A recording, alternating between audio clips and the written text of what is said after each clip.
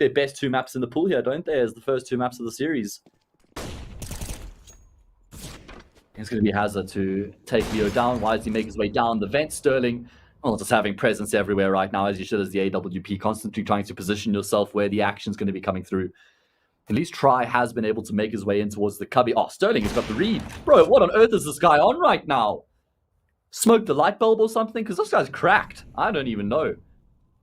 Sterling, I mean, if this is the Counter-Strike we're going to be seeing out of him today, then 00Nation have a tough task in their hands.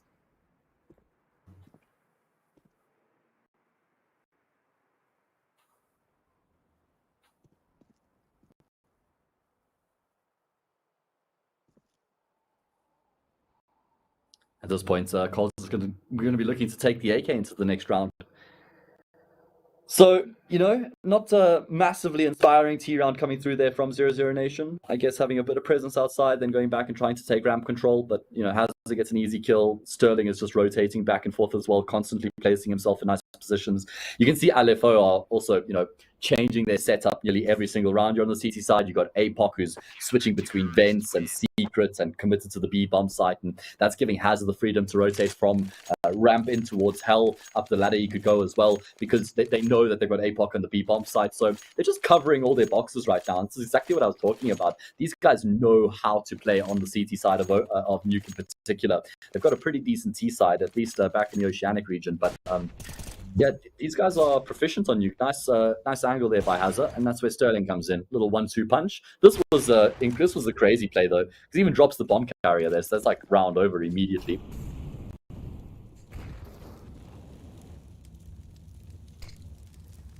Dude, 2 different voices. Oh my god, that would be the craziest thing ever. Imagine you had like a split personality and you could do a duo cast on a solo cast, and you could actually just like have conversations with yourself.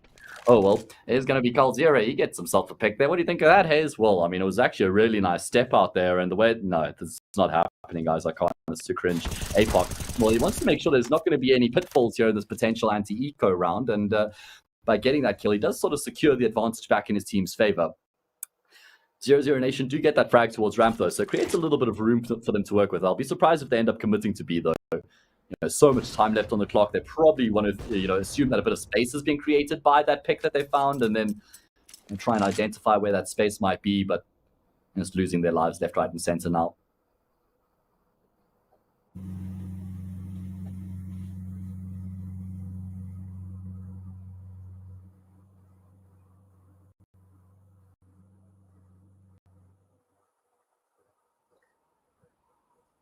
Licky on a nice off angle here as well, not exposing himself. He knows that he can afford to let them cross into the B bomb site, because if they do start planting or giving away the sound cues, he'll have that information for his team, and he'll be in a fiendish position to respond as well.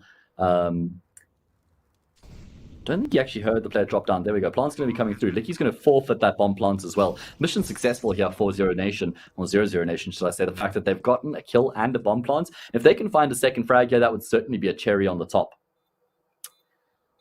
So let's see if they can make it happen. Leo's got the AK. Surely there's no world in which they win this post-plant situation. That would just be outrageous. And here we go. Leo, well, unfortunately, he puts himself in a super exposed angle, hoping he can find a fight for free and then drop off. But it's going to be Leaky to finish the job. He was man on the scene. He's going to be the one to get the job done as well. The IGLs, I see someone asking in chat, who's the IGL 00Nation? It's Coldzera. He is the IGL, the veteran, the centerpiece of this entire 00Nation team. You know, he said he had, I think they quoted 5. He had apparently had a number of offers from other organizations as well, but which I'm not surprised about. And he's chose to commit to 00Nation. Probably wanted to play with, you know, in his native tongue once again with some fellow countrymen. Either way, 5-1, LFO find themselves in a commanding position right now on the CT side. What is the response from 00Nation? Melbs can make his way down the vent, but he's gotten lost. Oh no. Someone turned the lights off. Melbs wasn't able to find his way down the vent. And there's a gap in the smokes as well. That's by design from Licky, but actually the gap in the smokes ends up exposing him, and he'll end up losing his life as a result. Oh god, okay.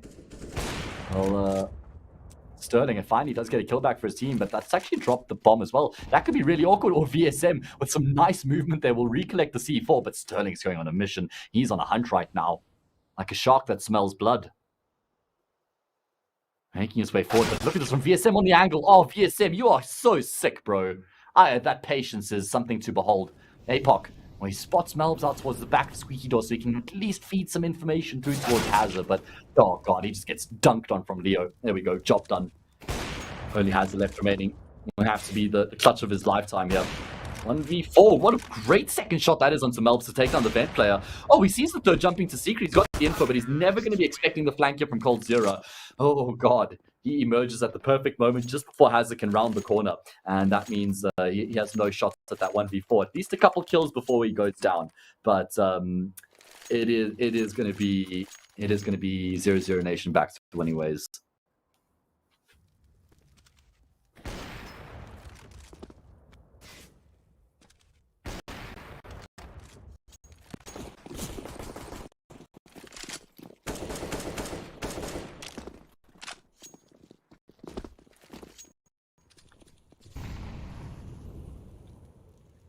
Or VSM, he's got the read. I don't think he actually spotted APOC out there, though. You expect them to clear this deep, though, before they end up committing. It does look like they will eventually be going outside, but this is, again, another change-up. APOC, he's being the playmaker on the CT side.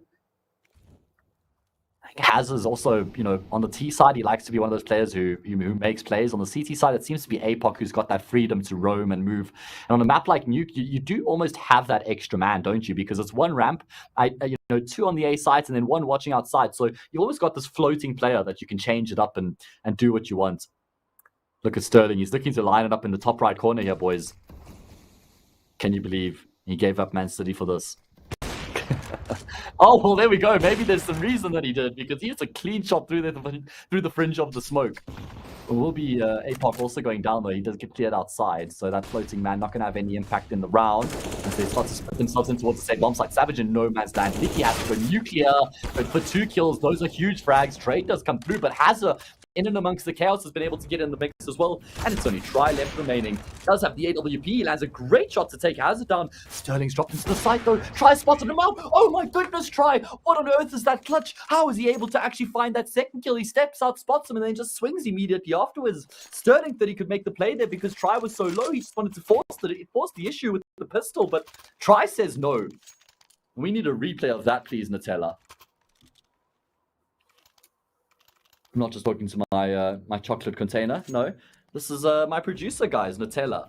And I believe Miggsy is my observer right now. Look, the first shot was nice, snapshot. Good awareness there to be prepared for Sterling to drop down. And notice how he's peeking before he's committing to any fights, guys. He's just jiggling back and forth because he's trying to identify Sterling's location. And immediately afterwards, then he's going to peek and know where to take the fight. So, oh, God, the 17-year-old comes up huge. 7 in his name, 7 in his age. And a banging frags in the game. I mean, that was a crazy clutch.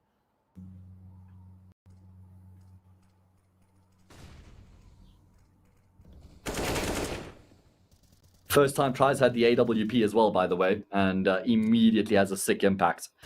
T-side nuke also not the half that you would associate an AWP having success with, as we do see the eco round causing a bit of havoc right now.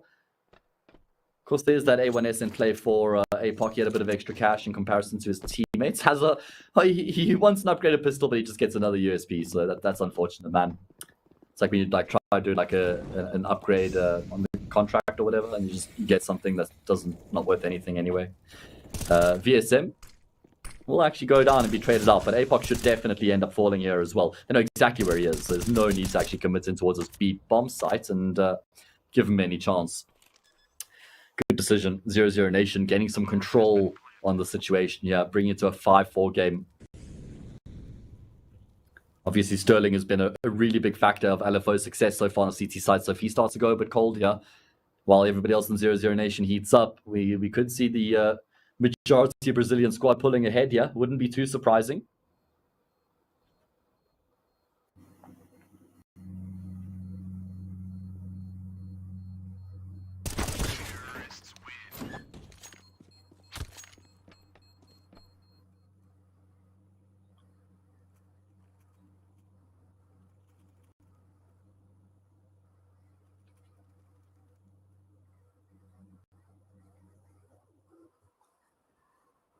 Okay, so another full gun run coming through. Open play for Sterling, as is the case for Try. The engine's starting to warm up here for 00NATION as they gain some traction here on the runway. Are they going to take off is the question.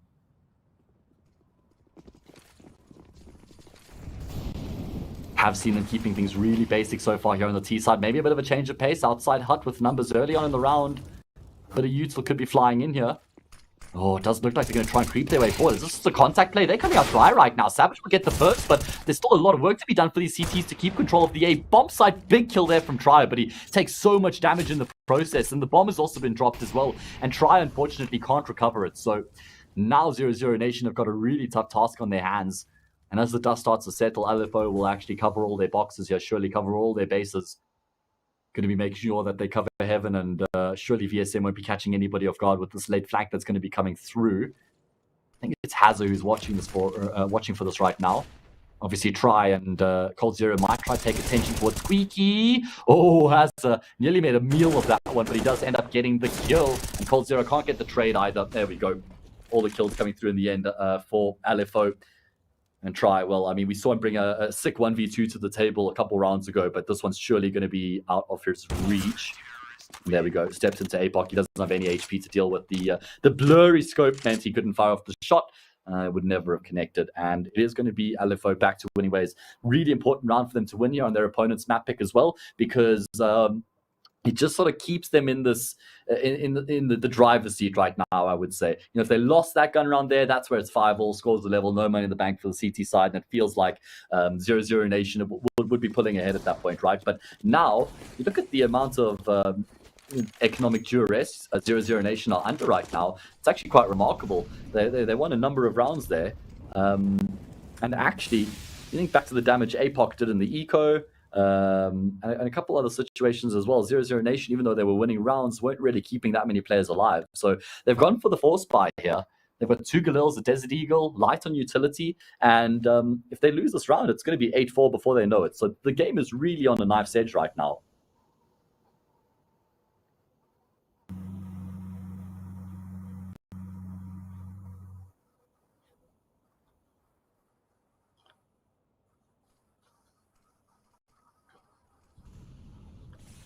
Very patient from 00NATION.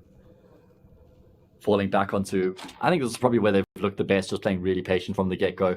And then normally, I think when they've gone towards outside, LFO have looked the most uncomfortable. I think LFO have been dealing pretty well with these ramp takes. Sterling on point, along with Hazard. They're not even going to be falling away after getting the kills on this equation. And at that occasion, should I say, and I don't even know. I mean, that just looked way too easy for LFO. Sterling on point gets the first kill. That draws the attention in towards Hell, and then Hazard just steps out, gets a frag with ease, and completely telegraphed there as well.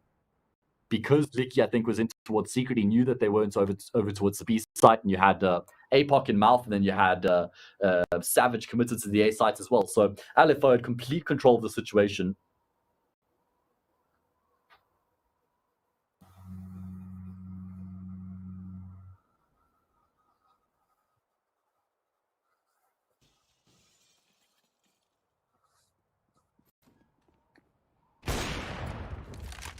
Nice kill there from Try. At least going to be able to secure the AWP and take it into the next round, but still a bit awkward, you know, when you look at the fact that they got, what, $2,400 round loss bonus. It means that neither VSM or Try will be able to afford, like, Galil and Armor next round.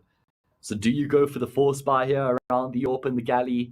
I mean, you know what, like, it's probably a better choice right now. You go for the save, 2 guys can't get anything next round. I guess that's a trade-off. Like, next round you have 3 guns and 2 guys who are saving, and this round you have 2 guns and 3 guys who are saving. So, you know what? If you look at it like that, they're probably making the better decision here.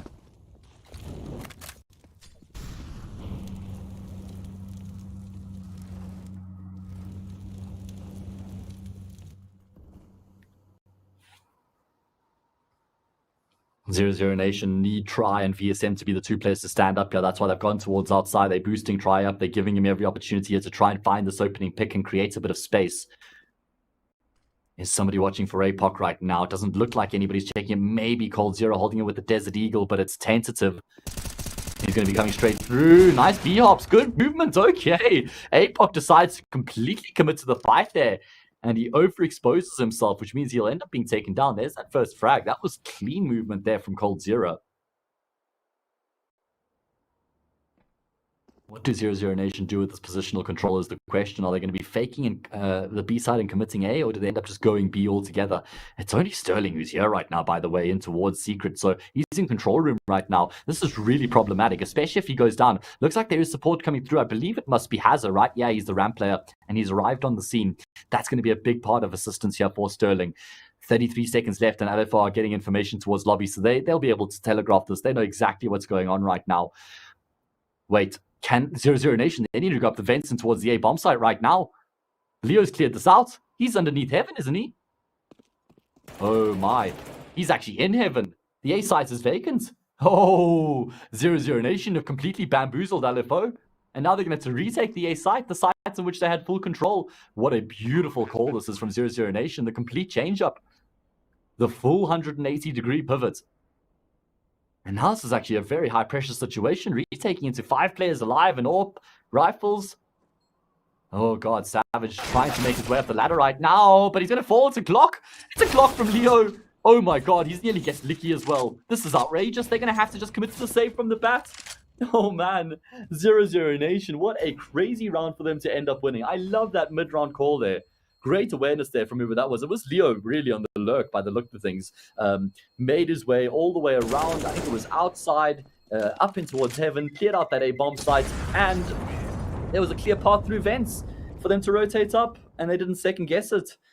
So that's going to be an eco round being won by 00Nation, and they're able to save a number of rifles and an AWP. So what a healthy boost to 00Nation's campaign that is. I mean, they could have been staring down the barrel of like a potential 11-4 or 10-5 halftime scoreline, but this completely changes the complexion of the half now, particularly if they can win this 13th round. That would really set things in motion for 00Nation to gain control of this game here on Nuke.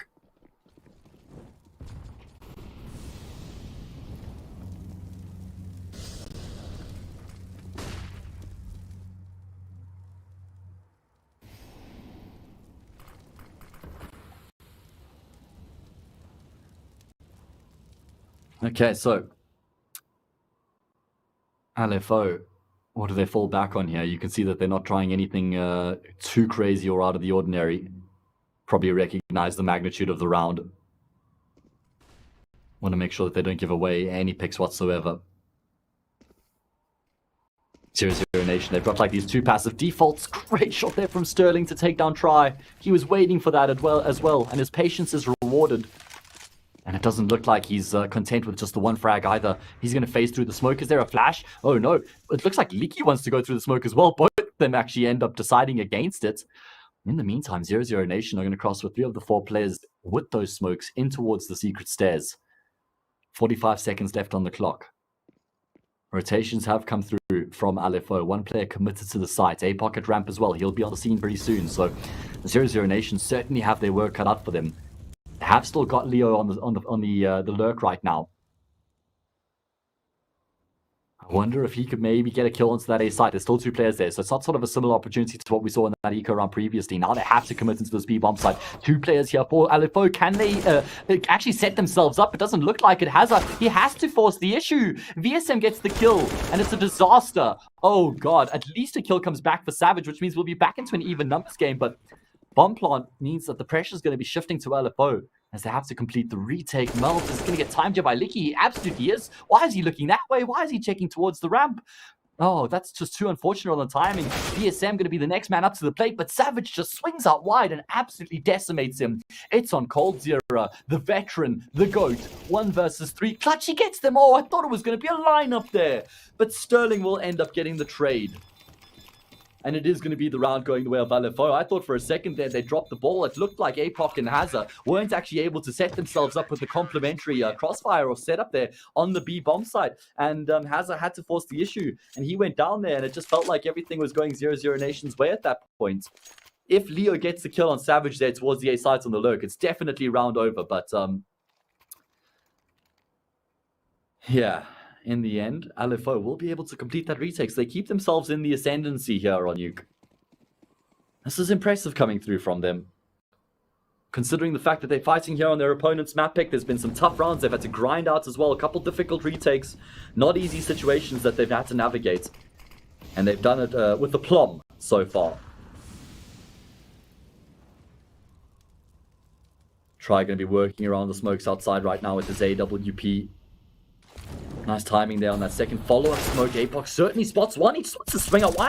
He sees the second as well. My god, the bolts on this man. Oh, this is insane. He's even going to finish the frag off. Pretty much the last bullet in the magazine there of the A1S gets the job done in Cold Zero. And Try could be his next victim, and he is. Apoc, what on earth? This is crazy. This guy just doesn't slow down or stop for anybody. Apoc, what a beast. And I spoke about him being that like floating player on the CT side here. Just playing in tandem with Sterling, around Licky, just being an absolute nuisance. He could even be getting... Oh no, Melbs. We don't even see it in the kill feed because the HUD doesn't account for people killing themselves. Oh god. Melbs gets so much damage on the ladder. He jumps off the ladder and he dies to falling. He's 1 for 11 right now, having a really tough time of it. I believe there's been a bit of a change of role for Melbs coming into this team as well, right? Like, wasn't he like one of the star riflers on the side of Team 1, like the star player type of thing? I know he's posting really good numbers. And now coming into 00Nation, I don't think he's going to be afforded those same star roles with VSM in the team and Cold. You know, you got Leo, who's sort of playing a bit of the lurk role from the team. Obviously, Try on the York, so he's going to be getting a lot of the support. A lot of the structure, the systems will be built around Try. So, going to be interesting to see how Melbs adapts, you know, to the new team. Sterling will find that opening pick onto Cold Zero, puts him in the grave. Needs to get himself out of here, though. Doesn't want to maintain this forward position with the AWP and the anti-eco round. I say anti-eco. Is the last round of the half. Of course, 00Nation have gone for the force spy, invested everything they've got. Upgraded pistols, armor, and a bit of utility. But it's first blood that's gone the way of the Aussies.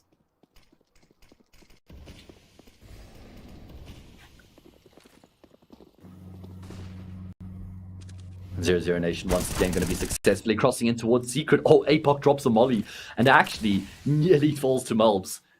Melbs is going to finish the half with just the 1 kill. Very unfortunate for the Guatemalan. But we all know what he's capable of.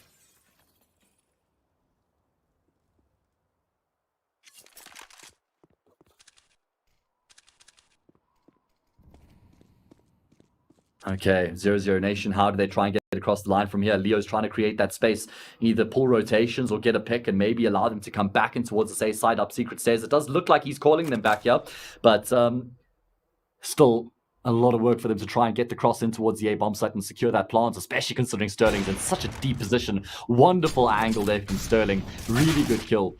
And that just seals the deal. 10-5. Double digits coming through here for LFO. Stop the count. That's what they would love to say. And they're going to actually finish off the half, keeping 5 players alive as well. So they're in a great position right now. Guys, this is only the second official LFO are playing with their full 5 players in Europe. They're in the UK right now. Apoc only arrived on Saturday. It's Tuesday. Apoc's only been with the team for 3 days, guys. So we need to give this LFO team time to adjust, to acclimatize to a higher level of competition, to tailor their strategies, to brush up on their disciplines and their structures. And, you know, when they're putting up performances like this, we're seeing the glimpses. We need to give them the time. We'll see it more consistently, I'm sure of it. Pistol round underway. LFO. Oh, they could really start to put a nail in the coffin here on Nuke if they win this pistol round. What are they going to opt for is the question.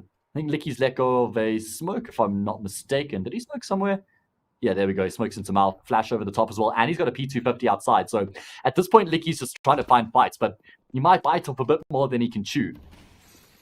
It does look like LFO are now making their way in towards Ram, bypassing Try. Not going to be losing any players in the process, but now they're into Cold Zero. This is the beast, the boss mode. Can they overcome the boss? Because if they can, then they get control of not only the round, but the bomb sites as well. Melbs waiting in the opposite side of the double doors with the double pistols. Oh god, Apoc, he does not know the wrath that awaits on the opposite side of the orange doors, but actually he'll be able to evade it for now when the plant comes through with all 10 players alive. Now the retake is underway. Look at VSM and Licky. They're just trading positions. Oh no, VSM. Oh god. Actually completes the kill eventually. Now we see the T players looking to force the issue into double doors, and eventually 00Nation are going to get the kills that they so desperately desired.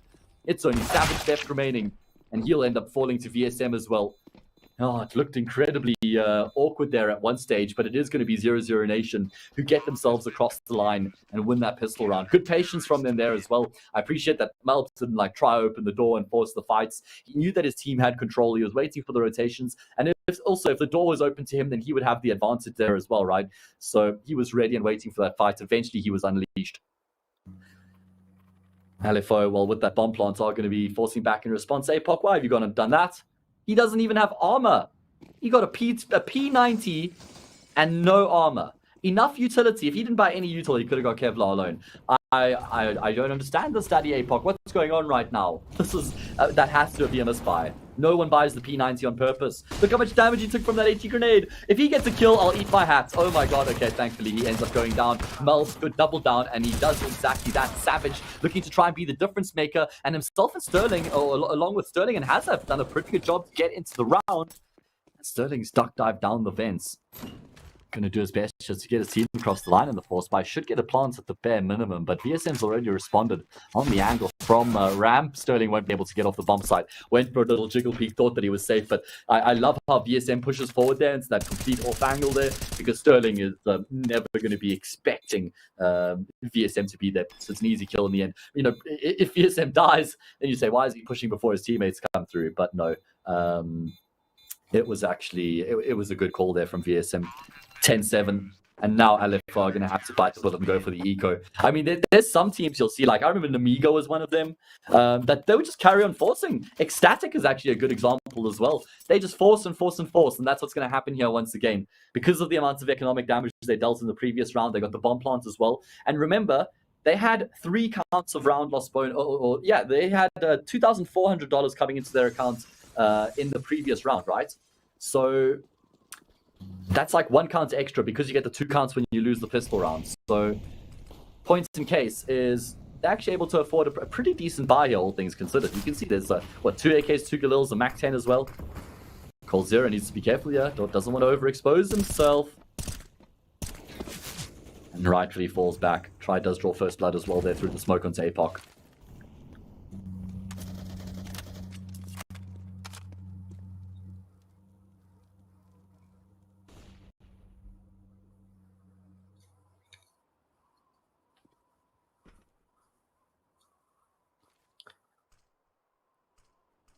LFO, after losing that first pick, have to try and conjure up something here in the round to create a way to get back in. Oh, and it's nearly Hazard to get that kill on the mouth player. Sterling will finish it off, but obviously that gives his position away in turn. So information aplenty for 00Nation as to what's going on right now. And I think the tries even spotted Sterling out. So should be a dead man. Sterling eventually going to meet his fate here. And an easy kill, nice and patient there. Try knew exactly what was going on. That's actually dropped the bomb as well. So with that goes any chance of Valifo winning the round. And this was that all-important force buy that they committed to. And it seems like 00Nation have dealt with it with these. And obviously, Licky gives his position away by opening the shooting open the window. And he will die from behind as well. VSM gets the kill with these.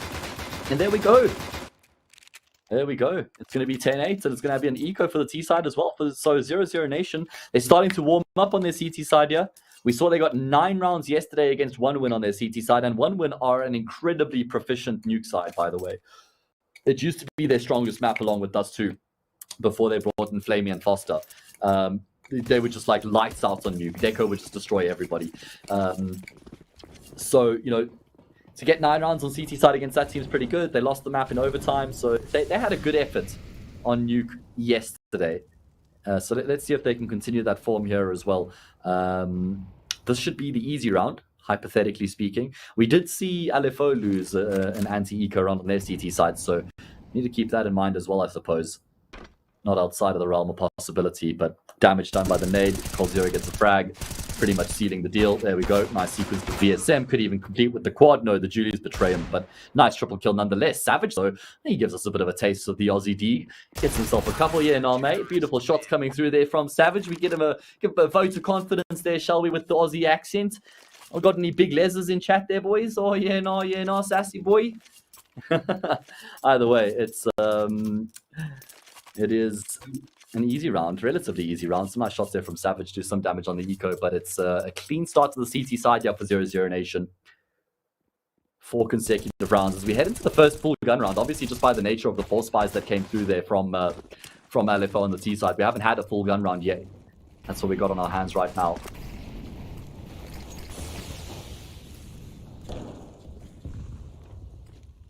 Try's got his AWP as well. Certainly a notable piece of weapon on the CT side here in 00Nation's arsenal.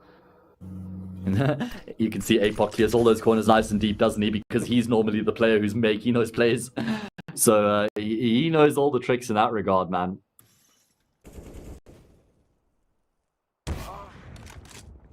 Oh, 2 quick kills, almost in tandem there from 00Nation. Just gets him in a supreme position. Hazard will take some control towards ramp. He's been able to force the player off the angle. Hazard's such a big player in the LFOT side. I actually can't stress that enough. He's like the guy who's keen to take the fights. He's keen to make moves. He doesn't mind going in first. He doesn't mind jumping across and, you know, taking awkward gunfights or something. You need someone with balls like that on your team. And I feel like Hazard's definitely that player for LFO. Unfortunately, the control he got towards ramp hasn't had that much impact, hasn't drawn too many rotations either. Still 2 players committed towards the safe bomb site. It's all or nothing here for LFO.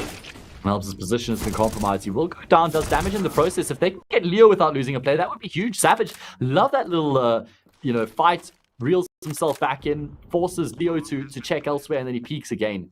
Nice little sequence there from him.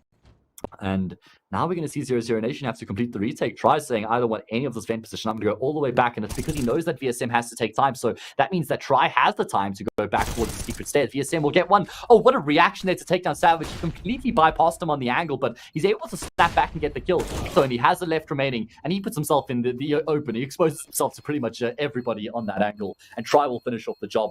00Nation, they get across the line in the all-important first gun round, and that's certainly going to be a mark in the sand here on the CT side of Nuke as well. You know, the fact that they've gone 5 rounds clear, they've leveled up the scoreline, they've got control of the economy, and they've won a gun round here as well. This kind of just tells us everything that we needed, that 00Nation are in control now and have what it takes to get the job done on the CT side.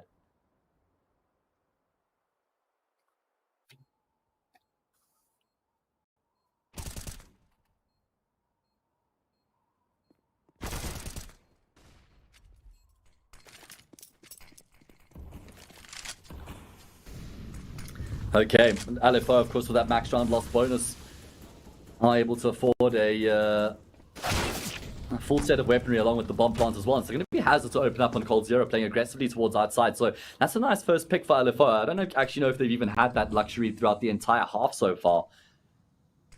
And with so much time left on the clock as well, that really creates a lot of options for them. APOC, speaking of time, he catches the timing. He's actually completely bypassed the secret stairs player. That's Melb's right now. So the thing is, it's not like he can do too much with this position, just because the double doors closed and the windows are both still intact. He could try go up the vent. I think that might be the best choice for him in this position, considering that his team are going to look to be ending up on the A bomb site by the looks of things. Let's see what they're going to opt for in the end. It's all about the timing. APOC is going in towards the vents here, as I anticipated. What is Melb going to do? Oh my god, they're on top of each other. How's APOC got that kill? That's insane. And he might be even putting some rotations down and towards the B bomb site now at the back of that as well. Looks like that's how they're trying to use them. But 00Nation, they're not moving a muscle. They still have the players on the safe side ready to welcome LFO. So there could still be a chance for them here in the round. Hazard will TK Licky with the fire. The bomb hasn't been able to get down the vents. VSM's got a kill. Oh, Hazard realizes he needs to get a move on. He needs to get that bomb. He's being chased right now. Hunted, in fact, by VSM. And he's only just going to be able to make it in time. In the meantime, Try did go down elsewhere. So it's just VSM left remaining. Okay, LFO have to make a bit of a change up there in the situation, but they're still going to be able to navigate their way through the round and come out on top. And finally, we see them pick up their first round here on the T side. And that's going to be denying 00Nation actually getting themselves the lead here as well. Oh god, we lose X-Ray. VSM should lose his life and lose the AWP along with that. How is he still alive? Well, he's going to be counting his lucky stars after this, certainly.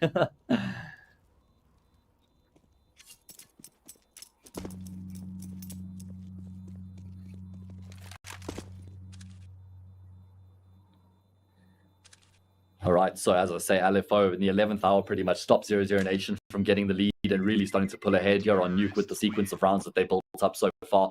They will be breaking that streak and hopefully for their sake, building a streak of their own. They need to win at least one more round here to break the CT side economy. I reckon winning this next round would be enough. Yeah, I think that would reset 00Nation's economy. They would have 0-0 money. Ha ha. Man, there's just too many good puns in that name. Always love it when an org, like, you know, gives you a number of puns. Ecstatic's a good one. I mean, Sterling is easy. Yeah, happens more often than not, I suppose. Either way. Imagination wherever you look. And it is going to be, well, let's see the imagination. What's the inspiration from LFO here in this round? We do see the full wall of smokes outside. So they've used 3 smokes at the beginning of the round, and it's just APOC who's playing around those smokes right now. So, you know, you want to get some sort of investment out of those smokes. I suppose the one thing is obviously 00Nation don't know whether somebody's crossed in towards Secret or not. They do have a player in towards Vent right now. In the meantime, focus shifts towards ramp. It's VSM. And he can't actually get out here, by the way, because of the nature of that that baluster. He can't get down to ramp without exposing himself. And he doesn't even get a kill before he gets out, which means he will be giving up a really important piece of map control. And if only APOC had gone down Secret with that wall of smokes, because now they could actually be pinching on towards the B bomb site. Oh, Cold Zero, I can't believe that the timing works out against him. No way. They're going to be crossing it towards Hell. They spot him out. Yes, he gets a kill, but now they know exactly where he is. And he should lose his life here for sure. They're just going to end up swinging him. He does land a nice dink down to Licky before he goes down, so a good kill will come through, or at least a good damage along with that kill. That means that the round's not completely out of contention. Yeah, for 00Nation, Leo's going to get another frag, and he gets the information on a follow-up player there as well. So life left in this round for the Brazilian squad. APOC has to be one of the difference makers. Oh, wow. Savage has got Melbs as well towards the dead vents, and they know exactly where Leo is. Has going to come through and get an easy kill here, or is he? Ooh, Leo turns and burns, and that leaves Try in a potentially winnable 1 versus 2 situation.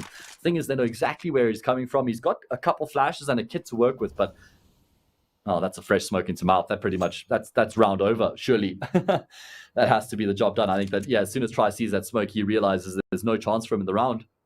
He's not even going to try. Ha ha. What a that's what a big round for LFO to win. That's going to take them to 12-10. That's going to take them to 12-10 and break the CT side economy. So it just felt like so these were clearly guys who they needed to feel some pressure. They needed to feel the noose around their neck before they actually started to really come out fighting and come out swinging. You know, sometimes you need to push some people to get the best out of them. You need to, you know, put that pressure on them, get them stressing, and then you really get the best out of them. And LFO showing that they're able to step up to the plate when the going really starts to get tough.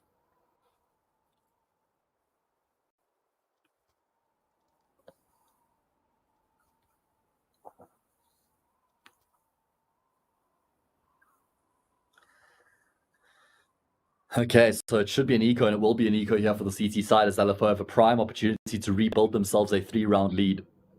And in the meantime, yeah, with this pause, it's shined some light on our fantastic title partners, Extra Fi. They were so kind as to send us all some headsets and a bit of other gear as well to a few casters to do some unboxings. And I can confirm that they've got some top of the range gear, guys, designed in Sweden, based in Sweden. You know, top world-class gaming peripheral gear coming through from Extra Fi. Be sure to head to extrafi.com, use the sign-up code or the promotion code WINTER10, and you get a 10% discount store-wide. So that's just a courtesy of Extra Fi, giving something back to the people who are here supporting their tournaments. So it's always cool. So we do shift into the 23rd round. The only potential banana peel that LFO could slip up on here is Try's AWP, and that's quite a big banana peel as well, by the way.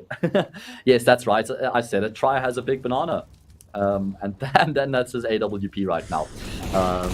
Let's see what they can get done. It's Melbs with the Desert Eagle. Oh my god, Licky was completely blinded up by Sterling flashbang, and Savage, well, he's going to take some damage in getting that kill. At least Melbs will fall. I don't actually think that Melbs had to maintain that forward position, you know.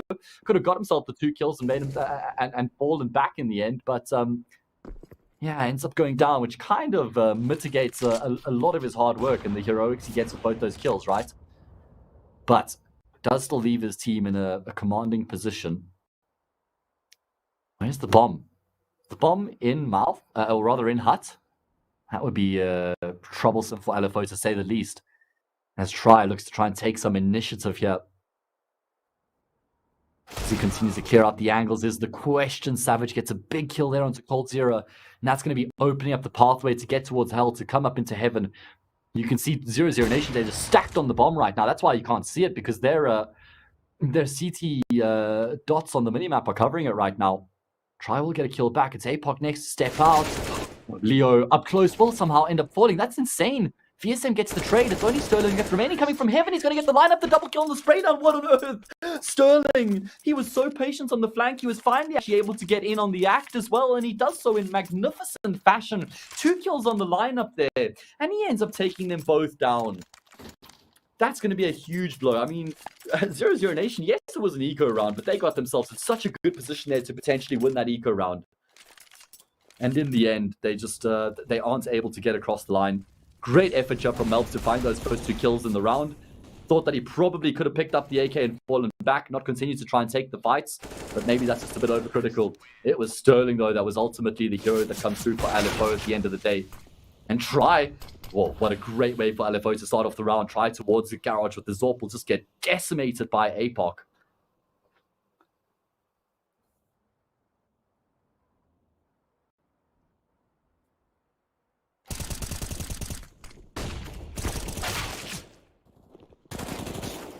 All right, it's going to be kills going back and forth right now. Leo looks to try to be the difference maker. They know Savage is here as well. 2 players to push in tandem. Great double peek there. In the meantime, Sterling's taking some initiative along with Licky. They will be getting themselves into the B bomb site. Quick response, though, from 00NATION means Leo's here as well. He's dropped an aggressive smoke, and that's to try and create some space from potentially get back into this B bomb site before LFO can commit to the plant. And it has actually kept them at bay here. So a nice heads-up play from Leo. Means that LFO don't actually have the luxury of the bomb plant just yet, and Licky doesn't want to continue to commit too much to this. He has to go for the bomb plant. I wonder if LFO would consider going A here. No, they're going to keep it simple. They've got control of the B bomb site. They're going to punch in the digits, and now we need to see 00NATION making the retake. Wait, they think it's an A. They think it's an A. They think it's an A. They need to realize. Please, can somebody tell them? No, they can't be retaking a vacant bomb site, guys. Oh, God, all right. Let's just watch this one roll out. It's too unfortunate. Melbs must have made that call. Someone made... It's unfortunate because it's like directly underneath them just by 2 levels. Now we're going to see Melbs with the flash. Oh, and Leo's... Yeah, there's no bomb yet. Nah, all right. Yeah, find ourselves on the wrong side. Let's just... I think we should save. No, we were saving all along, right? We were... Nah, they never wanted to. It was never about the retake, guys. It was never about the retake. Don't get it twisted. Leo and Melbs. End up with egg on their face. It's 14-10 LFO. They get a free post-plant situation. Not even the retake attempted. Oh, God. That is, yeah. That's unlucky. 4 consecutive rounds won here by LFO. Get them in a supreme position. Oh, they were down. Well, it's a 10-5 at the half in favor of the Aussies. We then had a 10-10 scoreline. 00NATION were looking in complete control of proceedings on the CT side, but that lead has just been completely negated.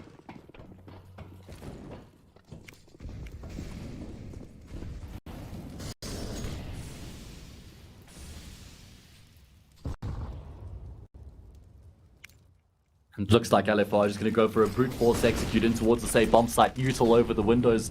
Players raining their way through Hut right now. No one pushing Squeaky Door. Tries here on the angle. It's actually not Try, excuse me. Try ends up being traded out. Savage comes through and catches Melbs towards the vent. Oh, if Leo goes down here, that's going to leave his team in a very tough position, and he will end up falling to Sterling's AWP. Sterling has just been majestic throughout the entirety of Nuke. He's up to 28 kills here. Potentially, one might even say in a league of his own. coldzera doesn't actually check to his left. Oh, no, APOC, wake up, my God. But you always check left and right before you cross the street, guys. Otherwise, you get run over. And this time, the bus's name was APOC.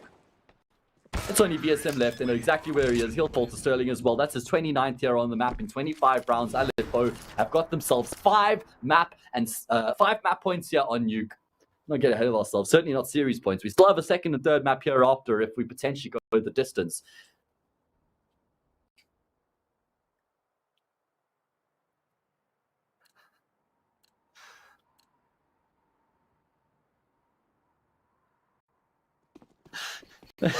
Just seeing everybody's response now to 00NATION retaking the upper bomb sides. I'm sorry. I can't help but laugh. It's too unfortunate. Oh, well, can they still fight their way forward? And Savage is getting the job done. It's 3 kills for the 16-year-old on the entry. Blows the door wide open. Oh, God. LFO. What a crazy sequence. That's going to be 6 consecutive rounds for them to end up closing out the map from 10-5 up to 10-10 level to 16-10 game set match here on Nuke. Oh, God. It's too unfortunate, mate. It's too unfortunate. Okay, VS7 called 0. Can they have any shot at this retake? It just feels like the writing's on the wall right now. Okay, maybe not. Quick couple kills do come through, but there we go. Hazard answers back. The man will be finishing it off with a swift double kill. 16-10. LFO take their opponent's map pick away from them. Next up is going to be the map pick of LFO. It's Inferno. Yes, I know we had a fire here on Nuke. Hopefully, 00Nation can put it out when we return after a break.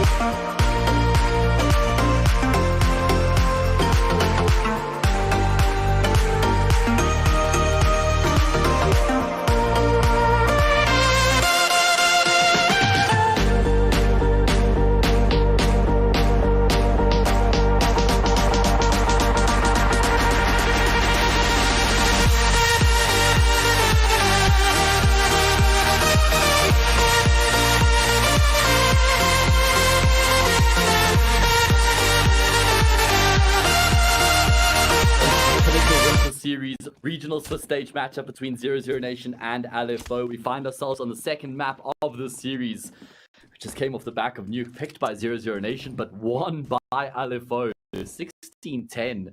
They were ahead 10-5 in the half, and we saw 00Nation make it 10-10, and then LFO got a sequence of 6 of their own to close it out 16-10. So there we go. Even a retake on the wrong bomb site involved there. Crazy shenanigans at Nuke. I wonder if we'll see the same here on Inferno as well. APOC with a little jump jiggle peek. They actually baits a shot out from Boiler Room, and that's going to be enough to force 00Nation back all the way. They had 4 players in apartments. That was a very aggressive setup there with the USPs, but will end up making their way back.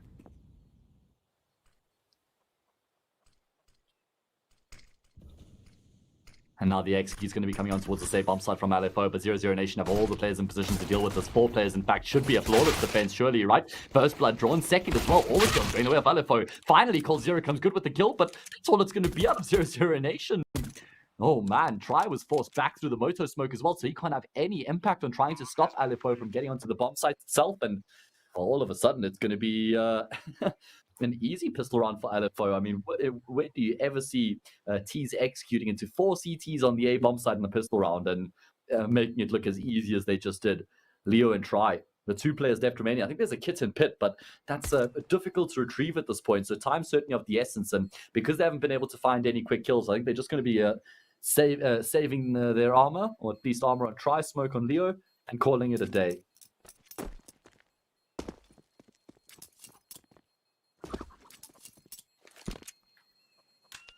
So there we go. Pistol round ends up going the way of LFO. Great work coming through from them. Nice and easy. They stuck to their guns the whole way through. Went according to plan. And made it look easy. Good entry coming through there from Savage. Of course, his surname is Savage. Not related to Justin Savage, JKS. Wonder when we're going to see him back in action. You got a bunch of the Australian players. You got Azza, you got Liaz, who's been reportedly going to be standing in for Renegade soon, but he's just a temporary stand-in. You got Gratisfaction, the boy from New Zealand. Not sure if there's been any news around him. I think there was some like Valorant links. Yeah, there's a couple individuals, right? Obviously, JK is one of the biggest names as well. So we saw Bentet went back to Tai Lu. So everyone from Extra have kind of just gone their separate ways. Obviously, Jacob in Apex. Anyway, let's see what's going to happen here. There's a 4th fight from 00Nation. Again, they're stacked up on the right side of the map. Again, LFO are pushing into the stack. Let's see if this time the CTs will be able to capitalize on the fact that they're on the correct side of the map. The kills will still go the way of the T side. Cold Zero from Shadow will only be good for the 1 kill again. How do LFO keep doing this? These guys just keep executing into stacks and not having any trouble at all. Man, that's going to be so disheartening for 00Nation as well, because they keep calling the perfect, the perfect strat, the perfect stack, and it doesn't actually end up working out on either occasion.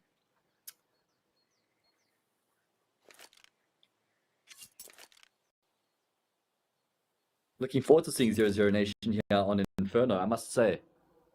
I think it's probably going to be one of the maps that they take a bit longer on to really gain their traction. I think obviously, the team before this, I don't think that they played Inferno. Did they play Inferno? I'm trying to remember. I don't think it was like in their wheelhouse. I know that Dust 2 was like one of their most popular maps, and then Nuke was up there as well as one of their most regularly played maps.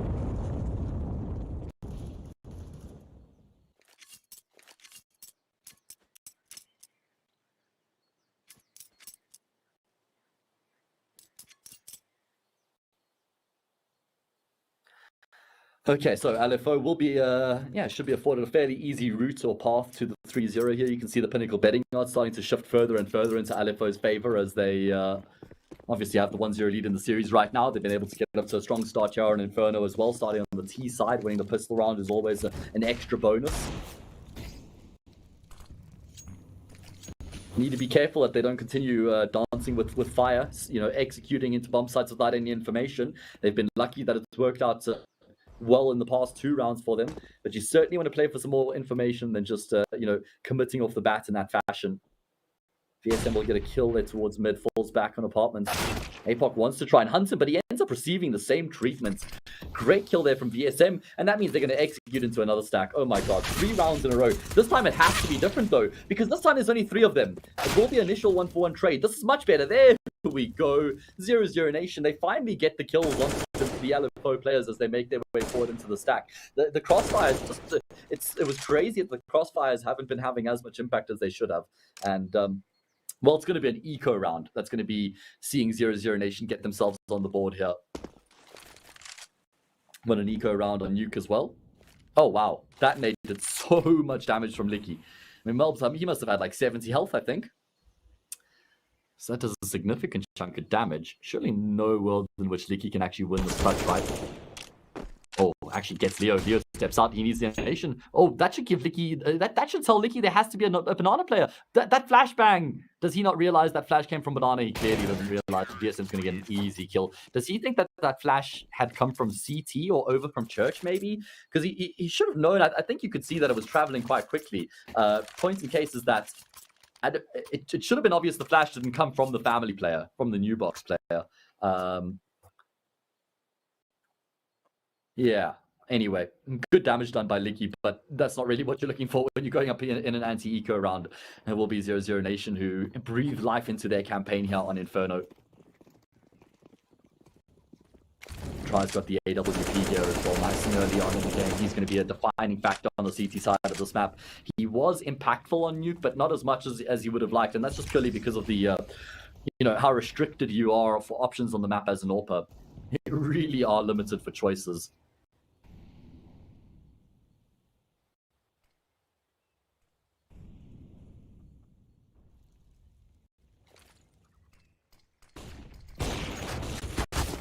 Is going to be first up, Try tested, and he will need the support to come through from VSM. And while Try does end up falling, VSM will still get 2 kills on the spray down, which means it's a man advantage in play up for the CT side. And that's going to be a nice little sequence of events coming through there for 00Nation. It was looking a little bit dicey there at one stage with Try being forced back, but VSM does a great job to provide the aerial supports. I'm very surprised they've decided to keep one player here at B. I'll be honest, especially considering it's only a smoke. LFO, obviously, you know, smoke's not a wall. They'd probably go straight through the smoke. That needs to be the option here. It is going to be Hazard. He's phased through on the other side. They've got smokes as well, so they can drop the CT smoke here with ease. And there we go, the smokes do come through. Oh no! Melbs phases through the smoke of his own and he catches Hazard. That is such a huge kill. Hazard needed to maintain that position because now look, LFO, they don't have a bridge to get into that B bomb site anymore. Hazard was that bridge. And as soon as he goes down, it's just like they can't safely get across anymore. And now a second player's come in position. Leo's been boosted up. Only 20 seconds left remaining. Melbs got a perfect spray through the smoke there as well. Round over. Melbs coming to life in a big way early on here in Inferno. He had a tough time of it, particularly in the first half on Nuke, but yeah, having some big impact here on the CT side. So, yeah, Hazard going down ultimately is the kill that changes the outcome of that round, I think, because if Melbs goes down, then all of a sudden LFO have been able to get themselves in a pretty good position considering where they were previously. But Hazard can't actually capitalize on that position, so it's going to be LFO who have to go for the full eco. Barely anything invested into this round, just an upgraded pistol here or there. A few P250s in play. Shout out to stream cards, guys. If you hover your cursor over the stream, it will the little pop-up, the tab will appear on the right side of the stream. You click that, you install the Twitch extension, and you can get in on the stream cards action. They've added a single player game to their competition as well, so you can compete on the leaderboard through the single player aspect, and there's a bunch of different inter-round games that you can play, keeping things super exciting as the game goes on. Not that the entertainment doesn't keep you enticed, as Cold Zero and Melbs are going to have no issue at all and pretty much finding all 5 frags between the two of them. In fact, they did find all 5 between them, just losing Melbs in the process. So 1 kill for LFO. And now we're going to be heading back into the thick of things. You can see that Pinnacle betting odds are starting to come back down to earth now that 00Nation have shown some form here on the CT side of theirs. Not writing the Brazilian side off by any stretch of the imagination. Even though they're down 1-0 in the series here. Backing them to fight back.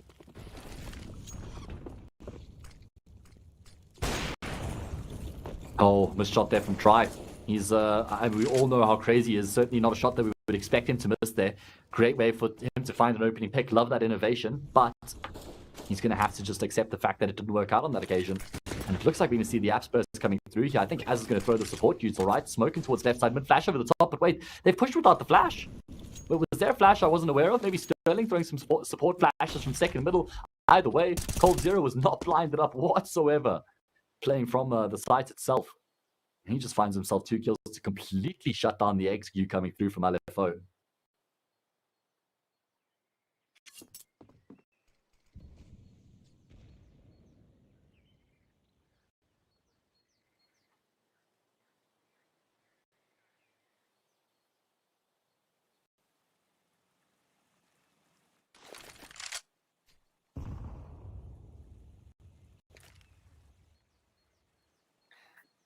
Going to be gravitating back in towards B here. Throw the first smoke in towards CT. They don't have any further util. Obviously, they have to put all their eggs in one basket here now that they've lost Hazard on the other side of the map. And yes, Sterling's got a kill, but Leo, he can pretty much single-handedly shut this one down. Nice little pop flash there. Keeps him at bay for that much longer. Support flash comes through as well, and Leo will get Sterling. Savage, who's left alone now in the clutch, will be able to bypass the gap in the smoke initially. Wants to go back to force this fight so badly. He won't be expecting that player towards deep CT, or will he?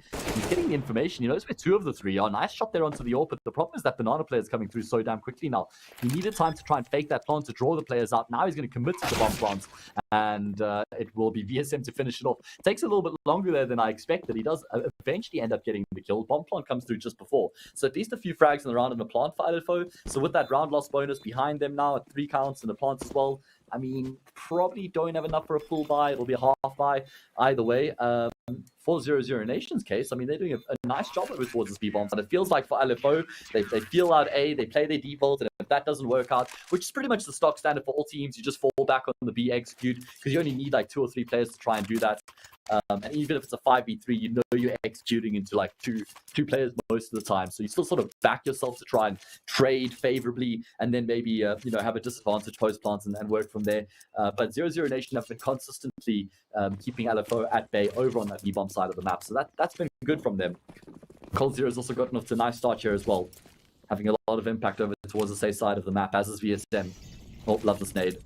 There we go. Was it not the Young Ninjas team who made that one famous?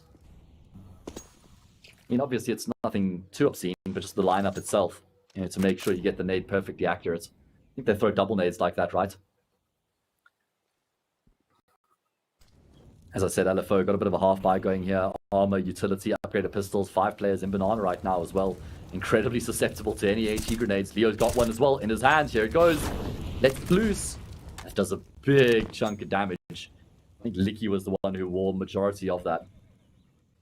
We'll still see the B execute coming through here for LFO. And if they can keep 5 players alive to work into the execute, they might actually be able to overwhelm the CTs on the defense here. A couple kills in the bomb plant certainly would be regarded as a success. And we're going to see some variation smokes coming through here from LFO.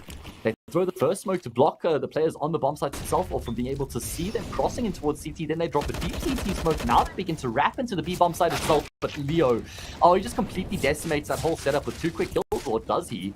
2 quick kills coming back in response, courtesy of APOC and Licky. Cold Zero gets one of his own through the smoke. What an insane round going down right now. I do love the approach from LFO. Great call from Licky. Really nice eco round strategy when you've got some extra utility to work with.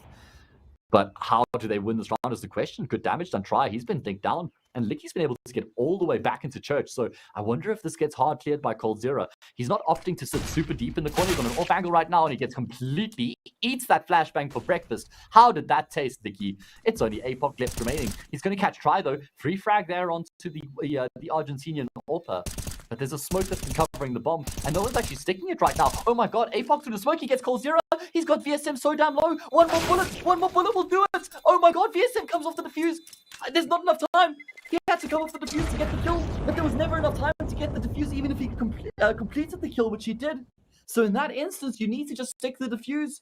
There's no point in getting off the defuse and going for the frag, because you would rather gamble on the fact that the player misses a shot on you while you're trying to defuse. Maybe he's too late. I mean, it was a great shot from VSM to get the kill. You don't want to discount that, but I mean, I feel like he had to be on the cusp of completing that defuse. APOC paused, because he gets this kill here. He's like, cool. He taps the bomb again, must be faking, right? APOC's thinking. Then he second guesses himself on the 4th second. He tries to come through, and VSM kills him, but all APOC needed to do was actually get him off of the defuse itself. That was the eco round win for LFO. Finally, they get one of their own. Two eco rounds have been won by a 00 Nation in the series so far, but LFO get one of their own. So answering back here, that sets them back on course as well. Denies 00 Nation that 5-2 scoreline.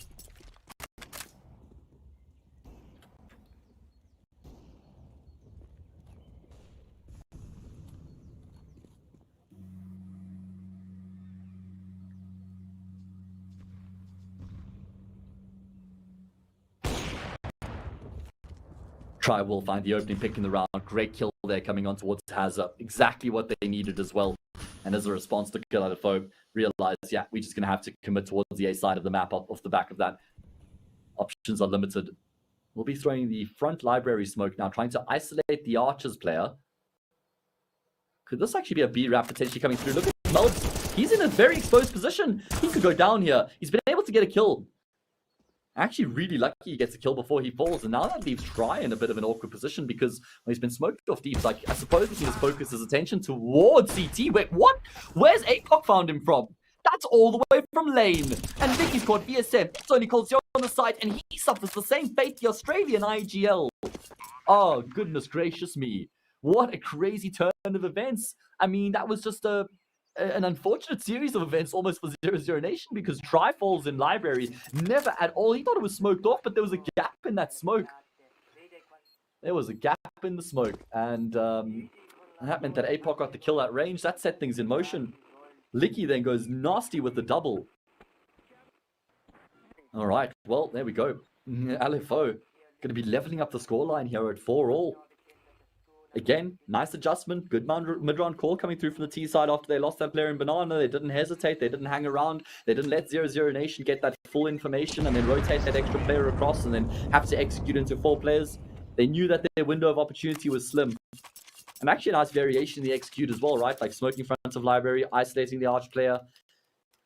But APOC really, I mean, he just gets... That's a gift. Not often you catch Try off guard like that, man.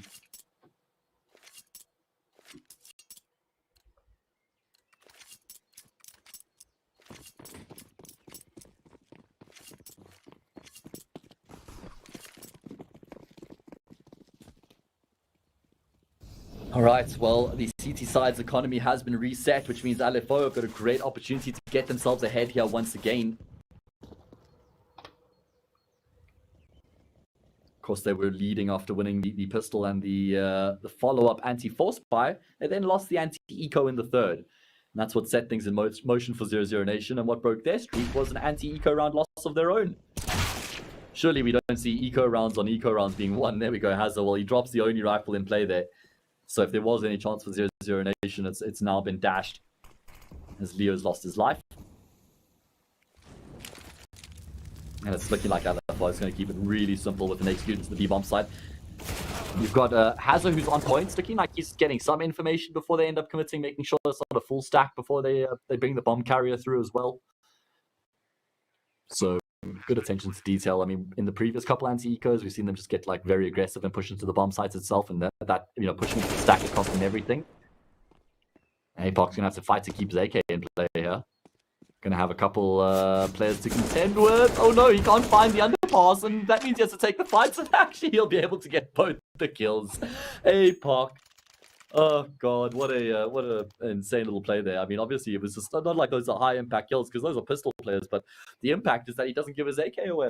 And the hilarious part was that he tried to get away, make his way through the underpass, but he couldn't find the entry point, so he had to fight, and he was successful. So there we go. Orbs in play now for both Sterling and Try. LFO get themselves ahead once again, and they can really start to build this lead if they win this round right here, right now. Oh, look at how aggressive VSM is being, pushing all the way through apartments right now. Straight down the stairs he goes. He should be catching this player completely off guard, and there we go. APOC stood no chance whatsoever. VSM even took a bit of damage to the molly there to make sure he could get in that position as quickly as he did.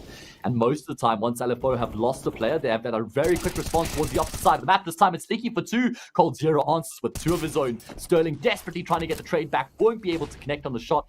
Nice moves there from Cold Zero to get out of dodge and take those 2 kills to the bank. And it looks like he wants more. Does he phase through the smoke? Surely not. Tries, got a flashbang, flash over the top. Cold Zero goes straight through. He gets Savage as well. My goodness gracious me. Cold Zero just tearing Alifo apart limb from limb right now. Tries standing in the molly. He was standing in the fire to get that kill onto Sterling. Sterling was just trying to, calculate the situation, figure out how he wanted to go about his business. Was about to drop a smoke there to get some space, but the Argentinian, the 17-year-old, he just stands in the fire and the flames, connects on the shots, and calls the job done.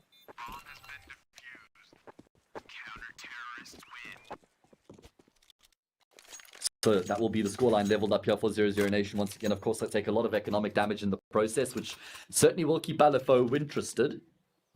Aussies will be economically reset themselves if they lose this round, probably justify some sort of a half buy, but once Licky got those two entries, you could see they were like, awesome, boys, job done. Sites open for business. Cold Zero, he just freezes them. Stops them at a critical juncture. Just as they thought they had that control. And now look at the aggression here from VSM. Oh, he's completely blinded. I think, was there a follow-up flash that came through? My goodness, VSM, he is so damn lucky to be alive right now. He should not actually be playing any further role in this round. But alas, here we are. And will still be Hazard to find the opening pick. Leo getting aggressive. It's actually, this is what I'm talking about. This is what makes Hazard such a good player. He's willing to take the dirty, grimy fights that not a lot of other players are happy to take. And he catches off Leo. Now he makes his way towards the B bomb side. He's clearing the boost. He sees the player on the boost. He's going to get the kill as well. Oh, Hazard single-handedly has just pretty much sealed the deal on the round. They're going to be split, but there's nobody even in towards CT right now. And you can see they're actually a little bit skeptical. There could be a player in towards Dark. That's why Sterling hasn't committed with the bomb itself. Hazard's going to clear it out. And now they can actually look for some extra kills because they got a bit of spare cash in the bank. Same certainly can't be said here for 00Nation, however. They need to keep all three of these rifles in play to buy up in the next round. They've got some round loss bonus. So how many counts will they have, though, is the question. Because there's, 4-2, and then lost 3 consecutive rounds, 1-1. So it should be 2,400 coming into the bank. So you can drop FAMASs, right? No one gets excited when you tell them that you're going to drop them a FAMAS. And Savage has already got a kill. Ah, God. Apoc's going to dunk an aid onto Cold Zero. Now he's, going to be eventually losing his life as well. Try will get a kill, but love that from Alifo. Love how much emphasis they put there on hunting those players down. That is just going to have so much impact and make their lives so much easier shifting into this 12th round here. And you can see the Pinnacle betting odds. Well, still not completely burying 00Nation. Still giving them certainly a lifeline here. Of course, Alifo are the favorites to close it out, but it's not completely done and dusted.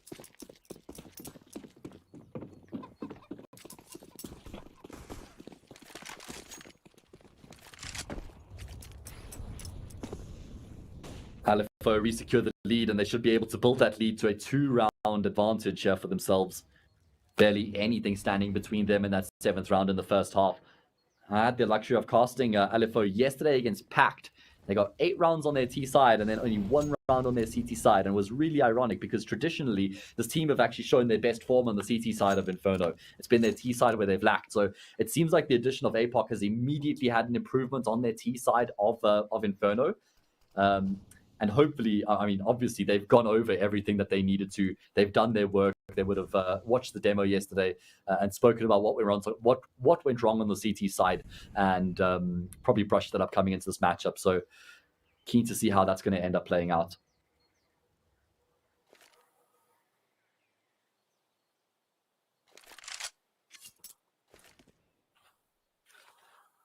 And in the end, they are going to be making their way in towards the A side. Finally, Alifo avoid a stacker. I mean, just by luck.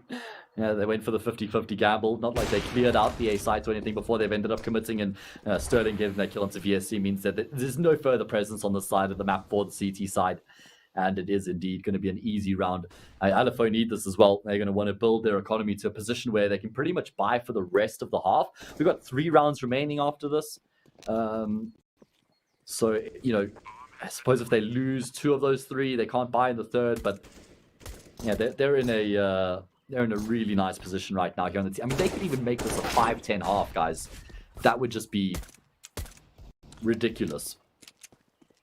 But the potential's there. We'll have to see. Next gun round's going to be indicative as to what sort of direction the rest of this half is going to head in. Does look like for a second there, 00Nation thought about maybe actually going for the retake. They changed the plan from exits to potentially trying to win the round, but realizing very quickly that's not actually a prospect. Haha, 0 prospects. That sounds familiar.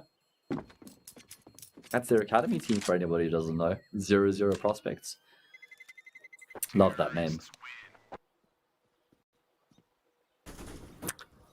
So there we go. LFO will, in the end, get themselves that 7th round as expected. Bit of damage done from 00Nation. They're going to call a timeout here as well. Of course, they've got the coach Rigi. Replaced Kogu on 00Nation.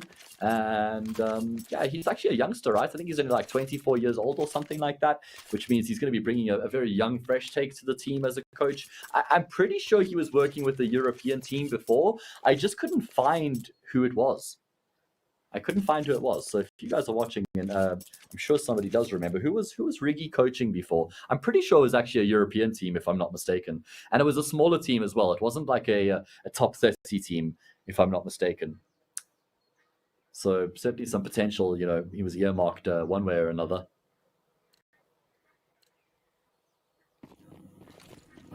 Big gun round here for 00Nation. I wouldn't say that the rot is setting in, but lose this round and things could start to slip away pretty quickly. Snowball out of control. Speaking of snowball, have you guys seen 14 Peaks on Netflix? Man, I actually watched that last night, and I was very impressed. It's about this Nepalese climber. Anyway, you should check it out, and if it's your thing, let me know what you think. As LFO, well, they just showed some presence in towards Banana early on, but it's going to be emphasis towards the top of middle right now. Speaking of emphasis towards top mid, 00Nation, they've got 4 players of their own here, 3 towards lane and 1 towards the Archer side of mid. Oh god, it's all about the util right now. LFO, they need perfect flashes. Is there even enough flashes in the world to try and dispel the setup? Cold Zero's already got 2. The one side of the setup hasn't even been called upon yet. Oh god, and Sterling's getting forced back as well. APOC coming out of apartments is just desperately looking for a fight, but he hasn't even been able to find a single kill. Finally, a frag does end up coming through, but Sterling still revives towards the middle. He's in the gun barrel of Try. What a great snapshot that is to take down the Argentinian. And he's got the information. There's one towards Banana as well, but he will get flanked out by VSM. Nice initiative being taken there by VSM to actually ensure that Sterling didn't have any more room to continue to maneuver.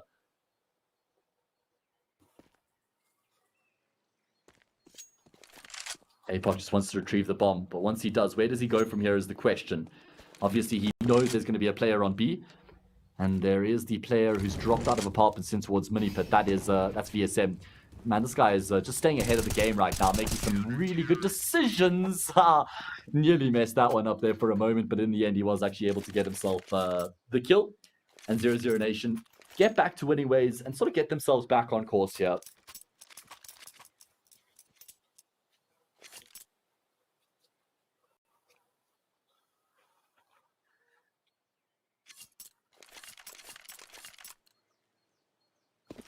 Oh, Rigi was coaching Finest before? Okay, awesome. There we go. Well, thank you very much, guys.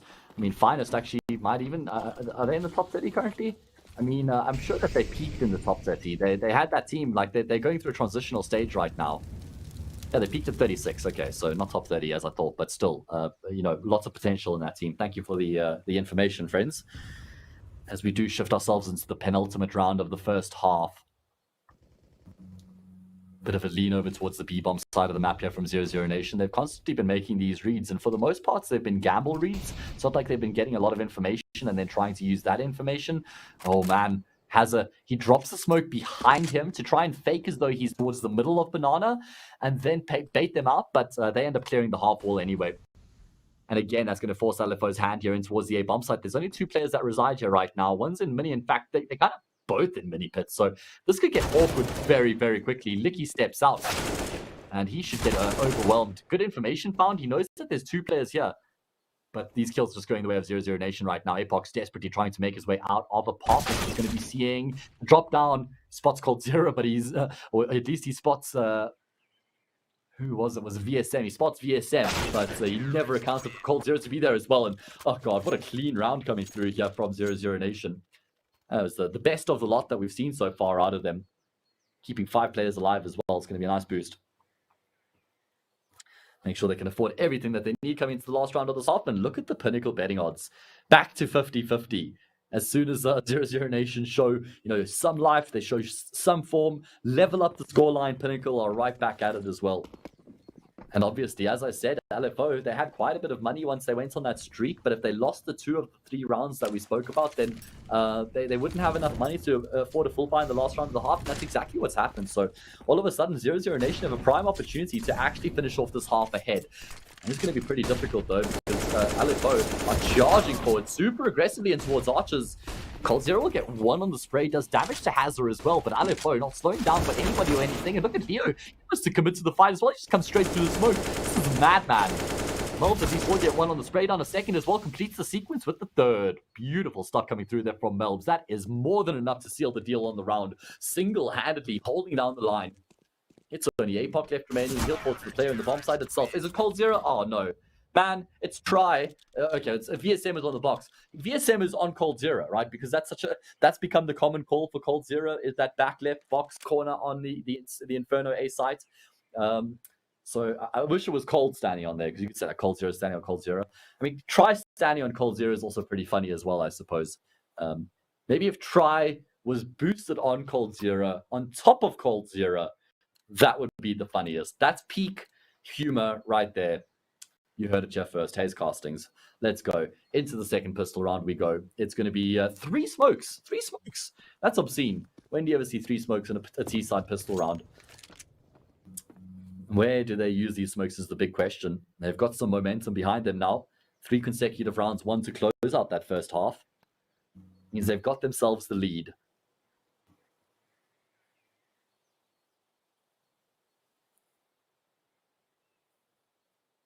Here's going to be an aggressive setup towards the top of middle here from LFO. Big stack here with 4 players, or 3 at least, with 1 committed in towards apartments.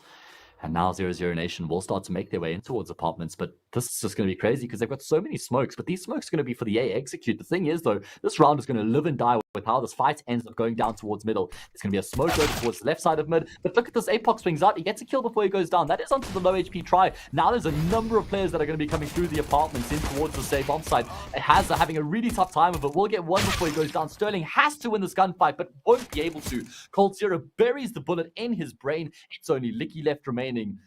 1v3 clutch, they know exactly where he is as well. I'm not even sure there's a kit in play. If anybody saw the game yesterday against Pac, this is literally a carbon copy of the situation Licky was in. He got 3 taps on that occasion, didn't win the round. This time, not even going to be a single kill.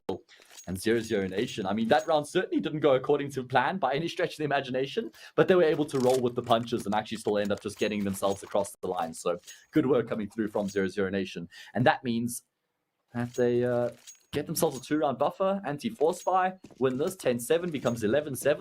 They're going to be feeling really good about the position that they find themselves in at that point. So here we go.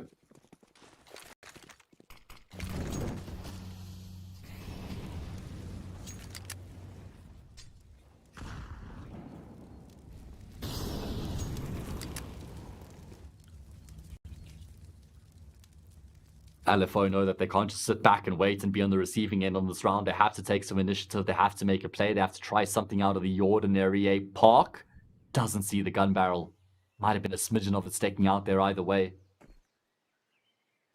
Does look like 00Nation are going to end up over towards this B side of the map. And you can see LFO have telegraphed this because they stepped out in apartments and didn't see anyone in second mid or middle. So they've just gone, all right, well, let's just go with the information we've got right now. Let's gamble on towards the B side of the map and let's hope that this is where they end up. There's going to be some presence towards A right now thrown by VSM and coldzera, but I don't think that 00Nation are going to rotate out of this. I think they're going to end up committing. Never mind. There we go. They will change their mind. A fresh smoke at B. And why wouldn't they, right? Like, you know you've got the superior weapon, so don't just commit off the bat without that information. Try and figure out exactly what you're going on, what you're going up against, and where it's all set up, and there we go. It is going to be VSM to push through, get the kill. They're going to wrap. Wait, this is actually a problem. They're going to wrap into the B bomb site. They're wrapping into the B bomb site, which is exactly where LFO are set up right now. I mean, they have been able to get the kills. There's only 3 players left, so it seems like they'll find all the frags with relative ease. Okay. I mean, the irony is that they take the most difficult path to actually go on and win the round, but they're still going to reach their desired destination in the end anyway. And they only lose 1 player in the process as well. So certainly mission successful coming through there from them. Going to be an anti-eco here as well. So 11-7. the imminent scoreline. And you can see that 00Nation, well, they are reconsidered the favorites, and significant favorites at that now by Pinnacle.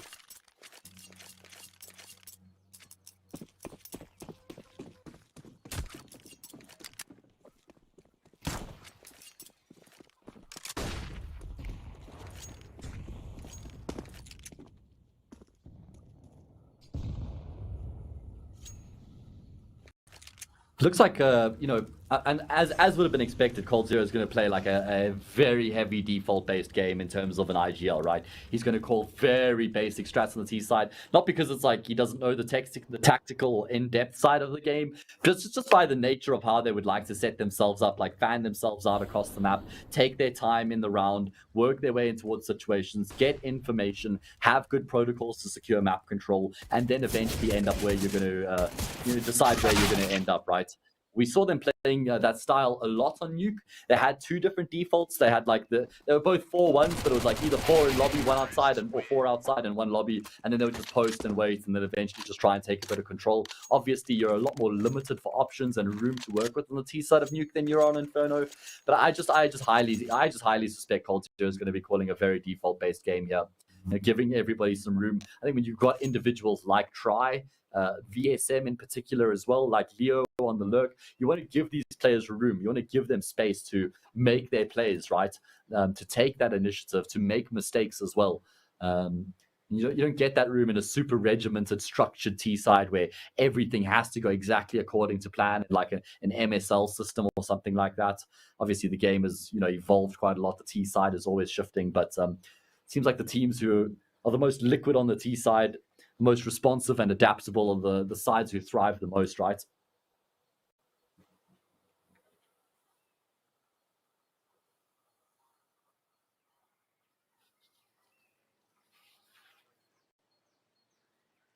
First full gun round of the second half coming through here.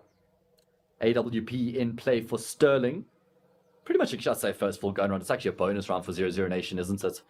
You're going to have Galils and Mac 10s to complement that AK on Leo. So, I mean, if LFO can't win this round, guys, how are they going to win up against an open AKs? That's my question. And APOC, but he's kind of been abandoned with this aggressive setup right now. Yeah, what on earth is that? Sterling is left high and dry. Sterling's gone, mate. The scaffolding on which you were standing had been removed from underneath you, and he decided to hang around. He was clearly a gambling man, just hoping that nobody was going to step out from the bottom of middle. But as soon as he does, he's in a completely exposed position. And it looks like 00Nation are just going to be shifting into the A sides. It's going to be another Apps burst coming through. Util out from middle is a flash over the top. Hazza very far forward though. Will be able to get a second or third on the sequence as well. None of them headshots, but it's one magazine to find 3 kills. Sterling chimes in with one of his own. Oh, and 00Nation, they've just been dominated trying to execute in towards that A bomb site through the apartments. They've just been torn to shreds. That position taken up there by Hazza, I think that blocks him from the flashbang thrown over middle. So completely unimpeded by that flash meant that he had full vision of the entire team as they came through from Apps. A couple missed shots from Sterling. I just don't think that Cold Zero can win this though. Like 1v3, barely any time left on the clock, and it's a Galil out of all guns. Good opt for the M4, but does he even just go for the savior? 1v4 actually, so mission impossible. He is doing really well though, must be said. He's up to 23 kills here. Head and shoulders above everybody else on his team. It's VSM second with 15. But yeah, Cold Zero in a league of his own right now. Good to see him performing at this level. Hopefully this is the consistency we're going to see out of him here as well. Especially against tier 2 and tier 3 opposition. You expect Cold Zero to be farming these teams, right? Having a field day of it.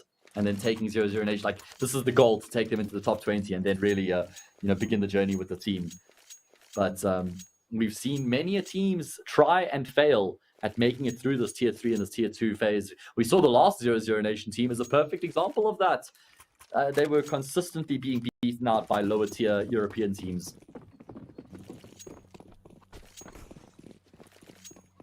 So, another gun round coming through. LFO finally on the board and ending that win streak from 00Nation. It was, 7-5, I think, at one stage. So 6 consecutive rounds won by 00Nation. Means they've certainly got the momentum behind them, but we can't count the Aussies out just yet. Here's the change up. Here's the variation from the default into the exec. It's going to be smoking the molly and going off a whim. But Sterling, he will connect on the shots, as does Savage before he goes down. So the man advantage certainly at play here for LFO. As 00Nation looks to try and get across dry. Actually, yeah, they don't have any smokes. They don't have any further smokes there to cross CT. So that's a bit unfortunate. They used their one smoke that they did have to extinguish the molly and the second one for coffins. But it doesn't actually look like it's cost them all that much. Speaking of smokes, my goodness, look how many that LFO have got right now. They've got everything they need for the retake, but VSM steps out on the timing. That's a big kill because now he's completely cleared up in honor as well. So he's got all the information for his team that they can focus their resources towards back at church and CT. Try will get another kill there as well. So things falling apart here for LFO on the retake. It was looking really good for them at one stage when they had that man advantage. But the retake has just not gone the way that they would have hoped. Sterling, he's had a very tough time of it here on Inferno, and those tough times continue. But we know, guys, tough times don't last. Only tough people do. 12-8, really big gun round won there by 00Nation because obviously LFO won the 19th round and it felt like that could set things in motion for them here on the CT side, but because 00Nation win that gun round immediately afterwards, it's back to square one here for the Aussie squad. And they're going to have to take an eco. So 12-8 becomes 13-8 and then they pretty much only have one opportunity left. One moment to seize everything they ever wanted. Will they capture it or will they just let it slip? Gonna see. No, I'm not going to just start crumping out and wrapping Eminem. Maybe a line in the sand there somewhere. Other way, it is going to be first blood drawn by Leo. No issue at all.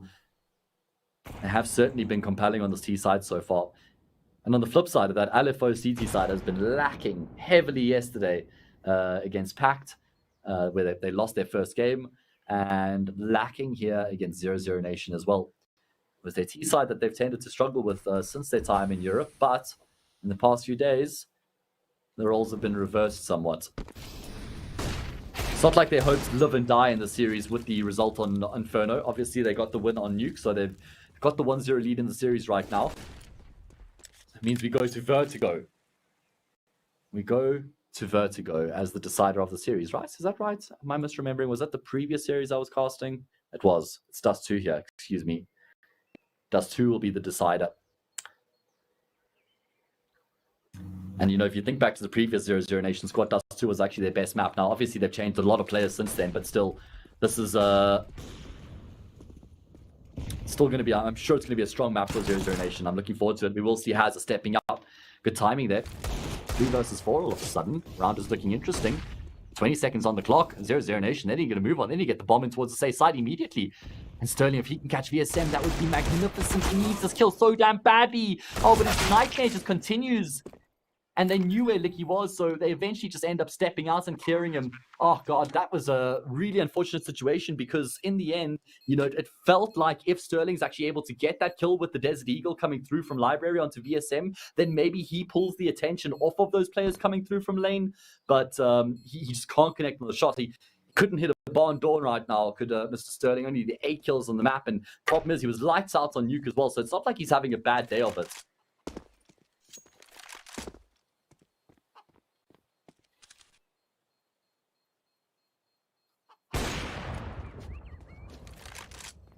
At least Savage gets a kill. He's going to be able to keep the AWP in play. But, yeah, I mean, it's obviously was an eco round for LFO. The problem is that they were certainly on the cusp of winning that round, and it just doesn't end up working out for them. Got super close. But no cigar. Good composure maintained there by 00Nation amidst all the chaos as well. Were able to just keep their composure. And keep their structure, knew exactly what the plan was, what everybody was supposed to do. Only need 3.5 seconds to plant the bomb. So they had plenty of time, guys. They had all the time in the world.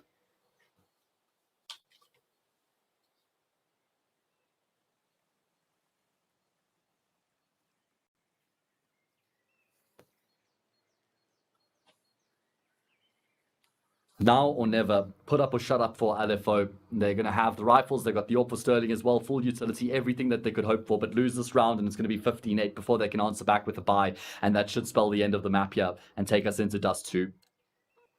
Netziat's going to end up going down.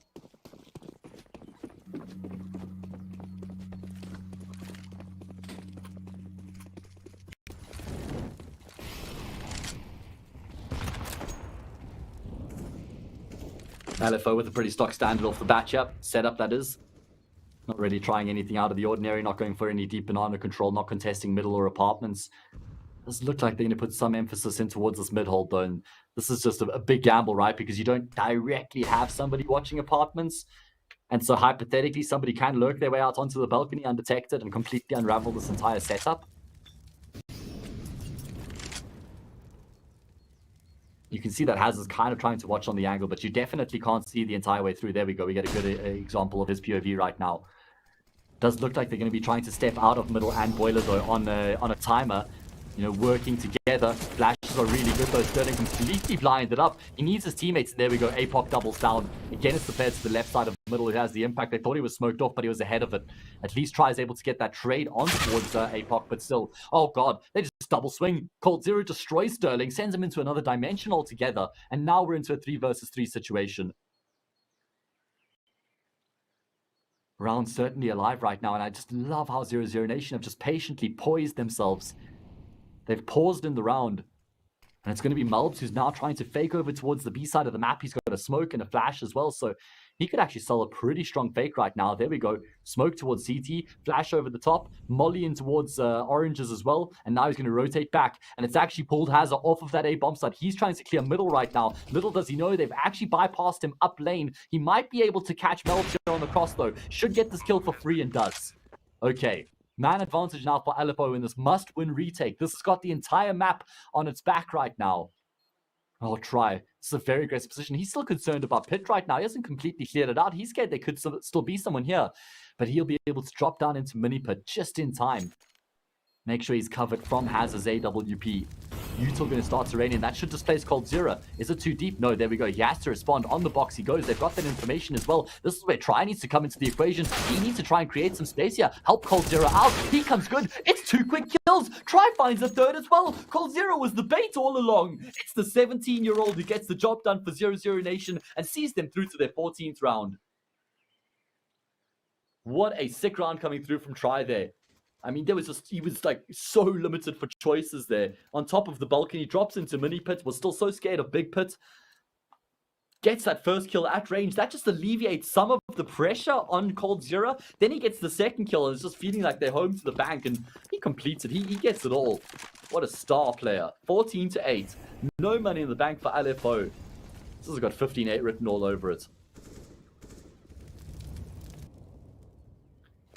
And then we go to Dust 2 to separate these two teams. And like I was saying, yes, there's been a complete overhaul of the 00Nation team, but Dust 2, that was the bread and butter of 00Nation before. You think of Leo and VSM, both incredibly strong on Dust 2 as well. So I certainly suspect that 00Nation will still have some great form coming through on the map here with this new team. We saw them yesterday lose 16-12 against one win after a pretty diabolical T side.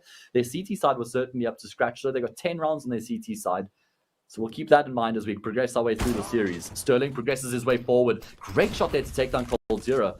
By the way, we changed cams. I thought that he had lost his life up, but no. He does draw first blood here in the round.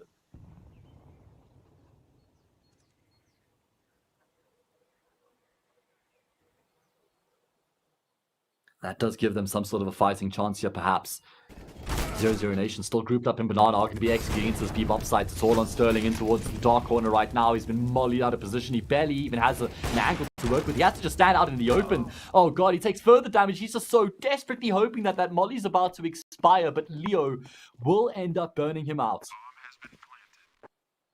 That means we've got a 2 versus 3 retake that ensues here. Hazard, APOC, Licky, to try and convert this eco round into a round win and stop 00Nation from getting themselves to 15. Leo and Try. Well, we know how good Try has been himself and Leo on the angle, taking a fight in tandem there towards the back of Church, and Try will get in on the act as well. It's only Hazard left, and they'll know exactly where he's coming from. Not necessary at all to give him any fights. He doesn't have a kit either, so at this point, Hazard's just looking to try and get some kills, but certainly has no chance of winning the round. There we go. 15-8. 00Nation with a dominant streak, guys. They were down 7-5. 7-5 at one stage, and they've been able to completely turn this around all the way to 15-8. That means they've won, what, 10 of the past 11 rounds, guys.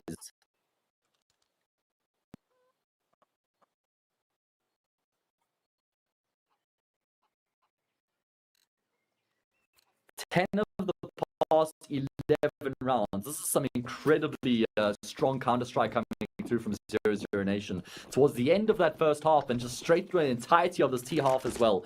Now they've got 7 map points.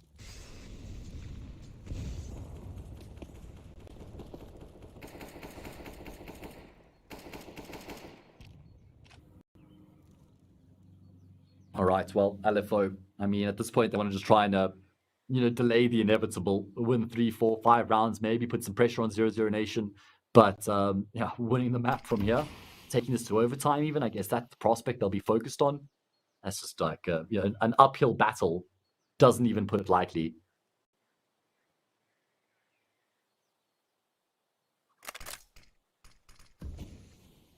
This is like scaling Mount Everest or K2.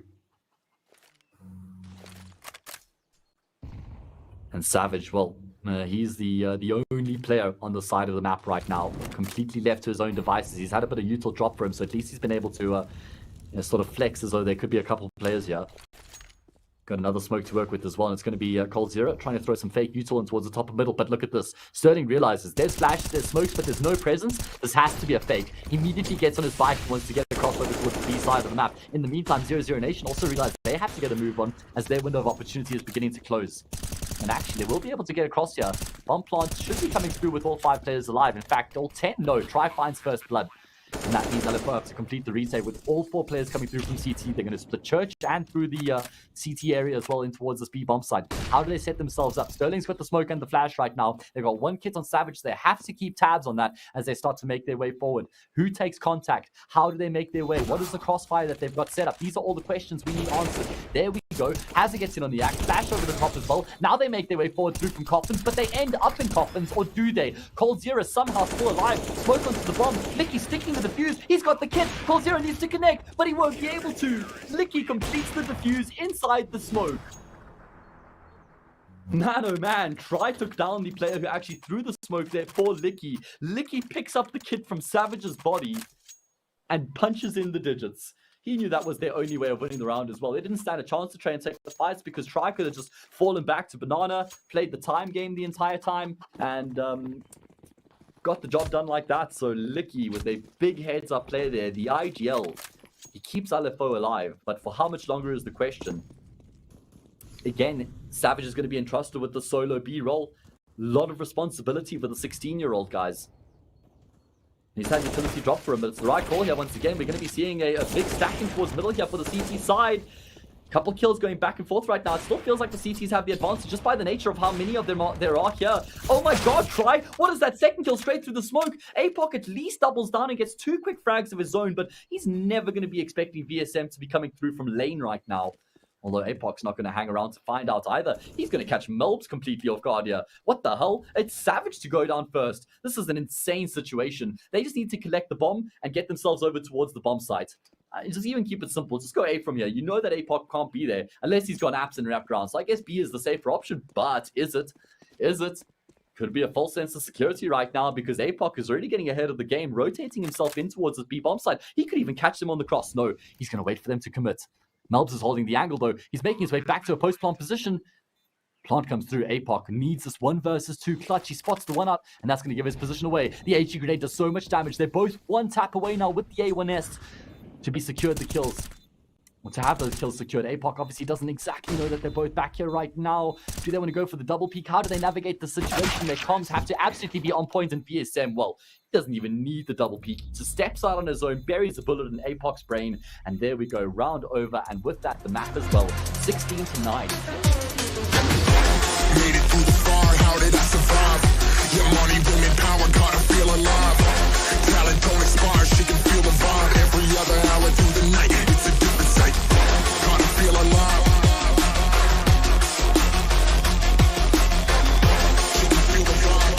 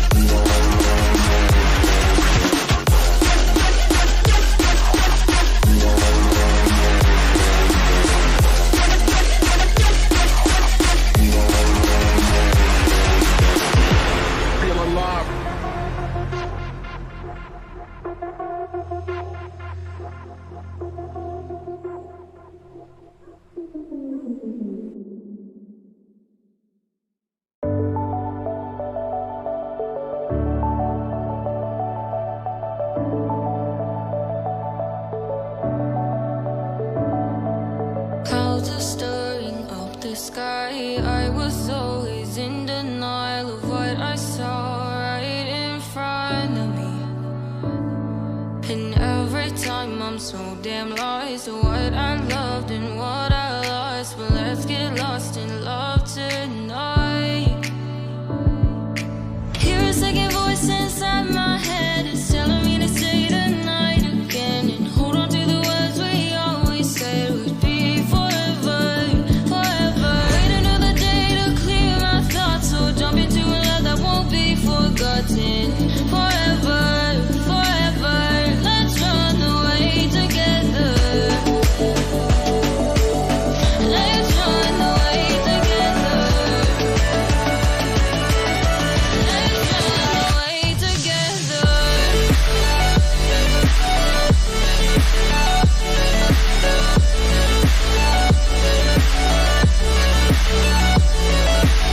Don't wanna run away with you.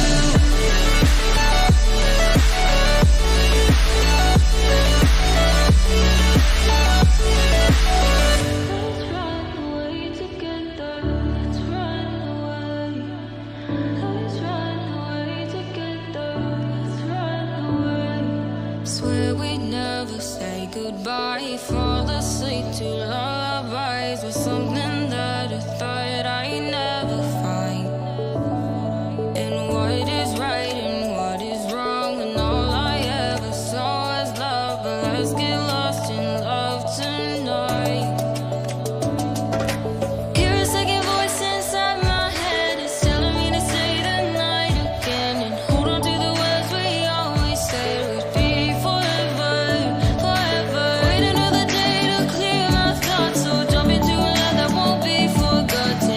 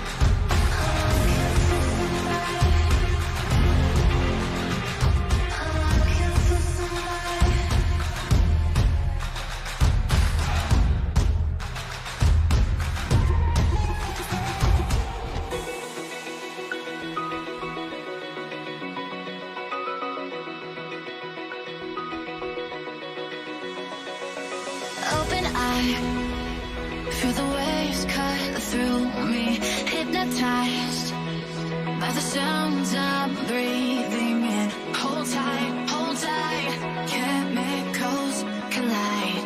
Hold tight, hold tight, hold tight.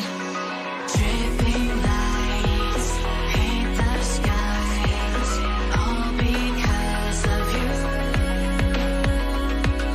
Dripping lights paint the skies, only you can make me move. You can make me move. Can make me move.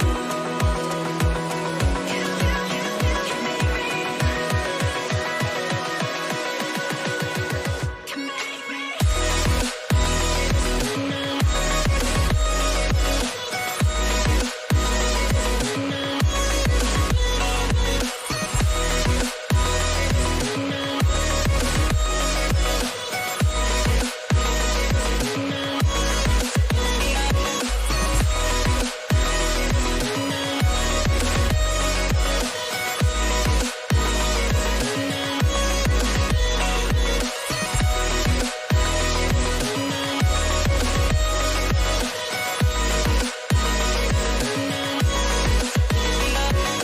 No alive, make it last forever. Stop in time, yeah, I'm surrendering. Hold tight, chemicals collide. Hold tight, hold tight. Dripping lights paint the skies, all because of you. Dripping lights paint the skies, only you can make me move. You can make me move. Can make me move. Can make me move.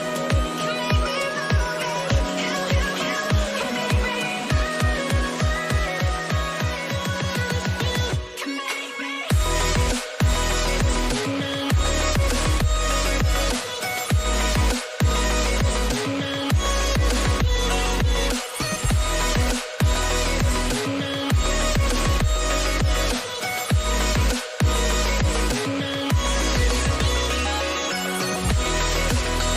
All right, here we go. The third and final map of the series here in this matchup between 00Nation and LFO. We find ourselves in the regional Swiss stage of the Pinnacle Winter Series. Welcome one, welcome all. What a series of Counter-Strike it's been so far between these two teams, fighting tooth and nail. In fact, even going so far as to exchange each other's map pick. We started this journey what feels like a lifetime ago on Nuke. 16-10 was the scoreline there, won by LFO. We then went into Inferno, feeling like LFO had a chance to close it out 2-0 and clinch the series, but no, it was 00Nation who answered back with a win of their own. They went 16-9 on Inferno. So we now find ourselves on the third and final map. And, well, it's a big map as well. Loser of the series, guys, goes down into the 0-2 bracket of the Swiss stage, while the winner progresses into the 1-1 stage, which is just so much more breathing room. Being 0-2 means you have to win your next 3 best of 3s in a row. You've got no room for error. No one wants to be there. So here we go. Pistol round is live. LFO on the CT side, 00Nation on the T side. They did play against 1-win yesterday on this map, and they had an abysmal showing on their T side, managing just 2 rounds. They had 10 on their CT side, so let's see if they can change that up. Winning the pistol round, I'm sure that would set things in motion to get more than 2.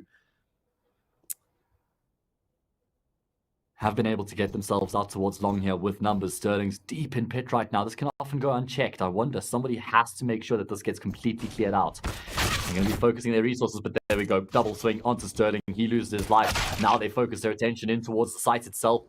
Licky playing from behind. The car has been destroyed, and well, 00Nation have just got so many options now. They don't actually have to commit to the safe side with the amount of time that's on the clock. Only problem is that APOC has kind of boxed them in here, so they'll have to take the fight to get out if they want to. So even the fact that they're just pausing here, unfortunately, it's not like it's going to be forcing rotations, because APOC knows that they haven't come out of long at all. They are aware that there could be a lurker or something like that. They're scared there could be a push coming from middle B, but here we go. Eventually, they will actually be committing in. Wall of smokes deployed, flashes over the top. We need to see some sort of crazy heroics here from either Hazard or Savage to try and make this round doable for LFO, but neither of them are actually in the site itself. APOC trying to take the attention towards short while they boost up elevator, but now 00Nation have the information as to where all three of these players are located, situated, and decimated. Maybe not. Savage gets 2 quick kills off his zone. Try appears with the P250. No more shots being connected here for 00Nation. What's going on? Has actually got a kill of his own. All of a sudden, this is 2 versus 2. There's no hits in play, though, so the retake's still a really tough prospect right now, and Cold Zero all the way towards long is just making a nuisance of himself, not directly committing to the fights, just having that presence, and wait, he's run out of ammo. Has he run out of reloading ammo as well? I feel like he might have, actually. Oh, God. Okay. It is going to be 00Nation who draw first blood here on Dust 2 as they pick up the pistol round on their T side to set things in motion.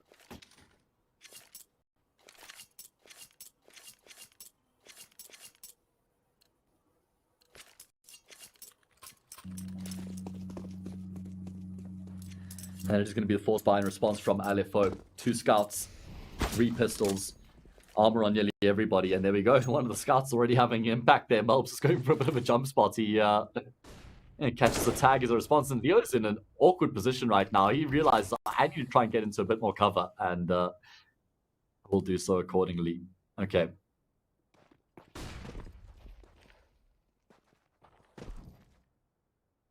Will be 00Nation with a bit of a late long take coming through here after they show some presence in towards let's say the platform there, not really committing to the tunnels at all.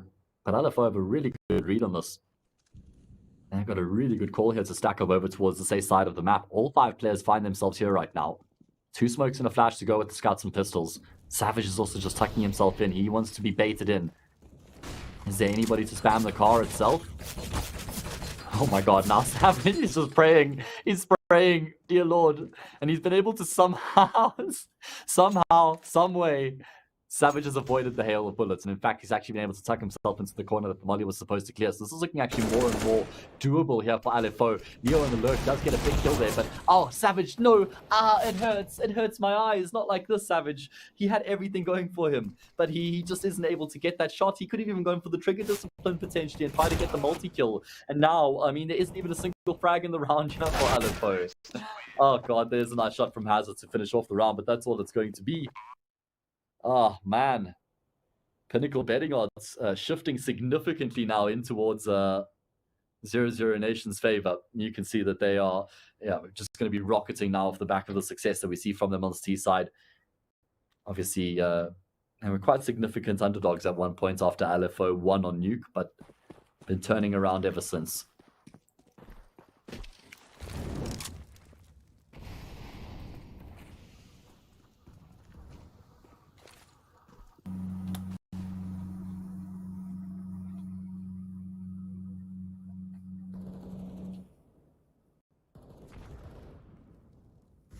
Numbers towards long here for LFO, waiting for a flashbang. AVSM's just been able to get up to the fringe of the smoke, though. That starts to fade, which exposes the CTs, and he actually does a pretty good job to get 2 kills there before he ends up going down. A good of information found as well, so they know they can just commit in towards the speed bomb side through middle with no issue at all.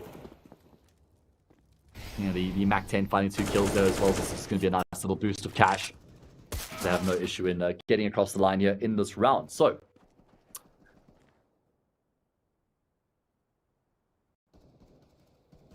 LFO, obviously a team that have been in Europe for a couple of weeks now, but you need to keep in mind the fact that APOC only joined the team on Saturday, which was 3 days ago.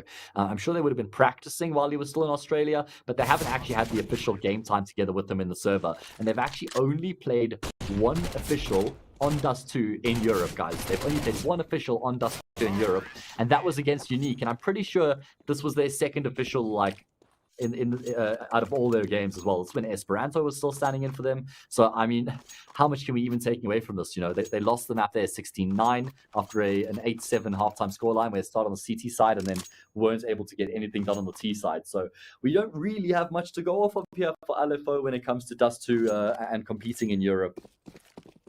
Yeah, sure, they look pretty good in the Oceanic region, but that only means so much when you come here and compete with the big boys.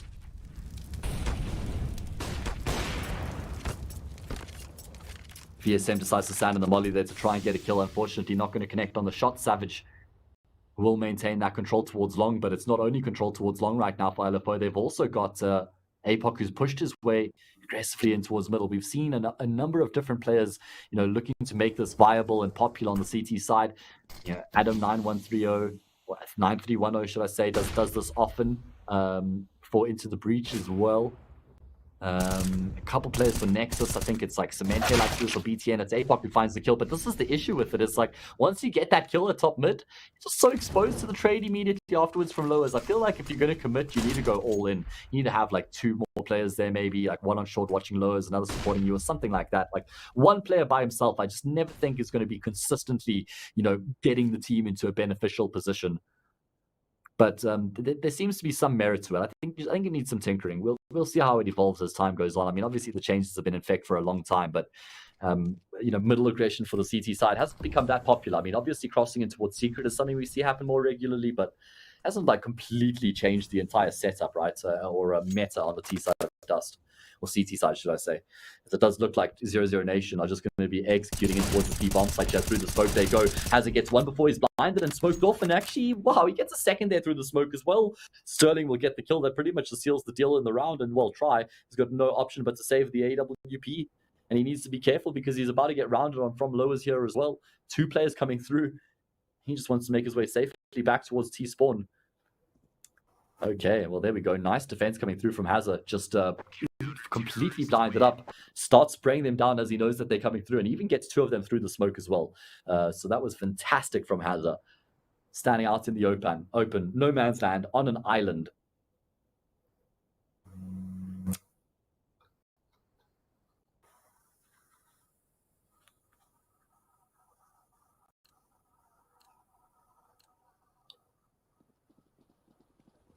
All right, so LFO on the board. They win the first gun round. Open play on Sterling, and this is where they need to try and sink their teeth into the half as well. As I've already sort of alluded to, both of these teams historically have, in recent times at least, looked better on their CT sides than they have on their T sides. So that means LFO need to make a mark here on their CT side, and it's going to be tests over towards the B-bomb site. Once again, Hazard steps out on a whim, he catches Leo, and now he's waiting for the support to come through as well. Somehow Hazard's been able to get himself safe back to car, and even gets himself a kill as well. Oh, tripping over all my words there. Try certainly not tripping over his AWP though, as he gets himself 2 kills to kind of just reignite this round. He's even going to commit to the bomb plancher, not at all waiting for VSM to try and come through with this flank or anything like that. And he's going to try and hide behind Xbox for a brief moment. And they keep checking towards middle. They haven't seen anybody. This is when VSM starts to come into the act now. Making his way forward. He's going to snap up the first kill that he can get. And now he makes his way towards tunnels. LFO realize they need to get a move on here. They need to try and force the issue while tries to stay in the site itself. He's able to get another kill, added to the triple. And now it's VSM left. Savage has a kit. He's sticking the diffuser even underarms the smoke, and unfortunately the bomb's not planted here for VSM. The bomb was actually planted behind the boxes there, and so he stood no chance. As soon as that diffuse was stuck, it was round over. And good decision making there from Savage. He knew the moment and the opportunity that it presented itself, and he capitalizes on it. So there we go.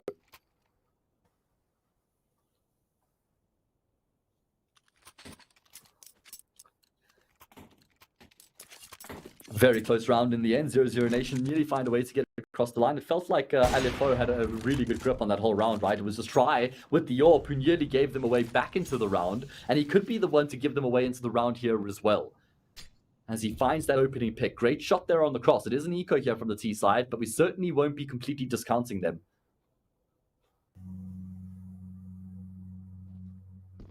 Wow. Oh my god, you can only just see the head there. Both Try and Sterling, it's like they both almost got a bit of a fright. Neither of them is going to end up losing their life as a result. And it is going to be 00Nation. We throw the mid to B smoke. Is there a commitment? It seems like they're trying to draw a long pull out right now. Like poison from a wound, but in the end, Savage isn't going to budge. He's just locking it down right now. Run boost, and it is going to be Try who steps out after the run boost. They try to use it as the bait. Try does get legged.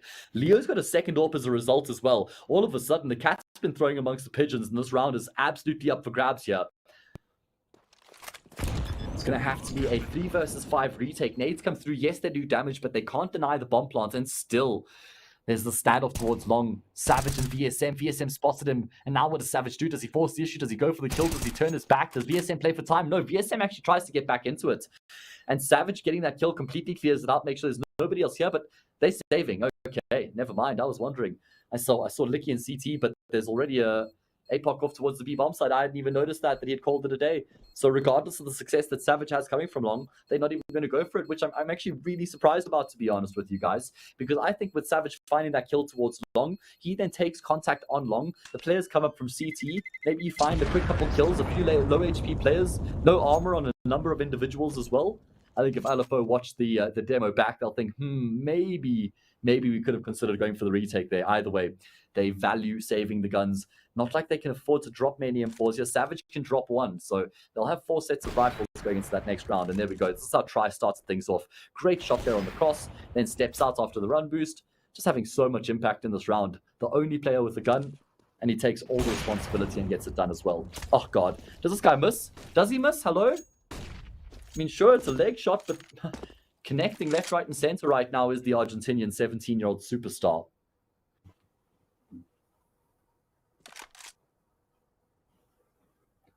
There's going to be aggression up middle coming through from the CT side. This is more what I like to see. Tries lining up a smoke right now. Interestingly enough, guys, I promise that's not some sort of meta wallbang. And the smoke does get thrown. He checks top mid just in time. I can't believe it. His game sense is on point, man. I mean, it's not like he cleared it deep before he started to actually check to see if someone was there. And he's even going to find Savage as well. Okay, just color me a Tri fanboy. This is a fan club now, guys. This is officially a Tri fan club stream. We're just going to stand here and say nice things about him because, well, I mean, he just does nice things time and time again. Very exciting prospect coming through from 9Z, joining the 00NATION project. As I've already mentioned a number of times, only 17 years old for anybody who might not know.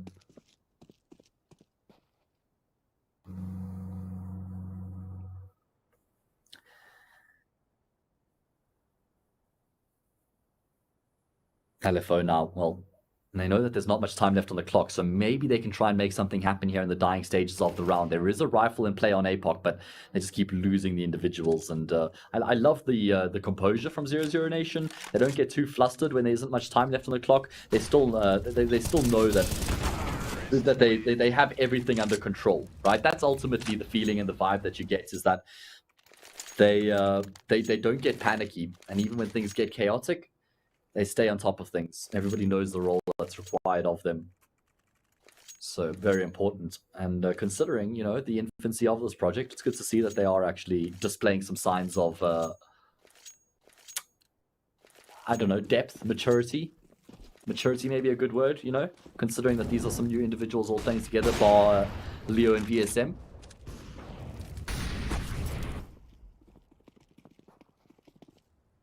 Oh well, big gun round here for LFO, starting to fall behind the game here in the decider of the series.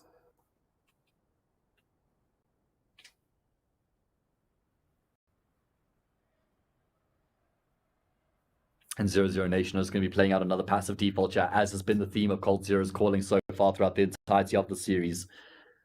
On the T side, just passive defaults with the variation here or there. Obviously on Dust 2, you do have the, you know, the long take, you know, which is just solely spawn dependence. If you've got the long spawns, then you take long control. It's as simple as that, right? So, you know, calling on T side of Dust 2 is probably the easiest map to call on, actually. It's like, guys, let's just, you know, play the default, get the pick, force the rotations, and then execute. That easy.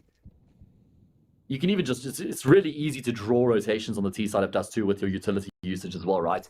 If you've got really good util usage as a team, getting yourself up onto short, pressuring shorts into A, you're pressuring the mid doors flashes through, you know, smokes into CT, even the smoke on the left side of middle to fight the CT player. You do have some variations to look for those opening picks, and on this occasion, it is going to be the deep smoke in towards CT, and then a split in towards the B bomb site. Here we go. As I'm speaking of variations, we see a beautiful one coming through from 00NATION, but there's kind of been a spanner throwing in amongst the works here. Sterling is just getting all these kills from CT. Someone needs to take him down. Tri will get the kill. He's trying to collect the C4. Savage can drop the bomb carrier here once again, and with that, we'll drop the round as well. 9 seconds, 8 seconds. Leo needs the bomb, has to punch in the digits, and he's going to be able to do exactly that. A chance at the 1v1. 35 points of health here for Leo to work with. Savage has the kit. How does Leo go about his business? How does he position himself on the site? He's holding the angle with the AK right now. Savage steps in. He does damage. We lose X-ray. Savage loses his life, but not enough. He'll hit the headshot. Great kill coming through there from him. And it is going to be a really strong result in the end for LFO. It was looking like the round was going into 00Nation's favor, but because they throw the deep smoke in towards CT here on ramp, it meant that Sterling was able to get into CT itself and actually kill the players. So, that's kind of the one thing with that setup is you need to still continue watching CT the whole time. I think everybody turned their backs and were focusing on the B bomb sites itself, and that left them completely exposed, and Sterling capitalized along with Savage. So great job. Leaky getting 2 kills in the mix was huge from tunnels, because that just stopped 00Nation from getting full control of the site as well.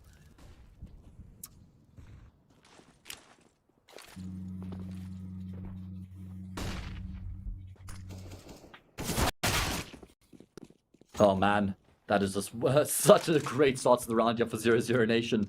A little bit of aggression from LFO just gets completely dispelled. One towards short, one towards lowers, and they've been dealt with in kind. And that is not the way that they would have wanted to hit the ground after they won that previous round. That would have been the round they wanted to build on and then start their sequence. Savage desperately looking to get a kill back. Could be overexposing himself, but actually gets the kill and gets out of dodge. And now the focus shifts towards the B side of the map. What on earth? How has Hazard gotten 2 kills and kept himself alive? This was a 3 versus 5. Oh my word, and now he's done damage to VSM on the cross as well. Nothing really going the way of 00Nation right now in this round. Bomb plant does come through. Leo is still towards mid doors right now in the 2 versus 2. Fresh molly dropped here by VSM, and there we go. Leo activates. That's a really big kill because now Savage knows he's stuck between a rock and a hard place. The walls are closing in on him, and he's been crushed by VSM. 6-3. Back to winning ways here for the Brazilian squad.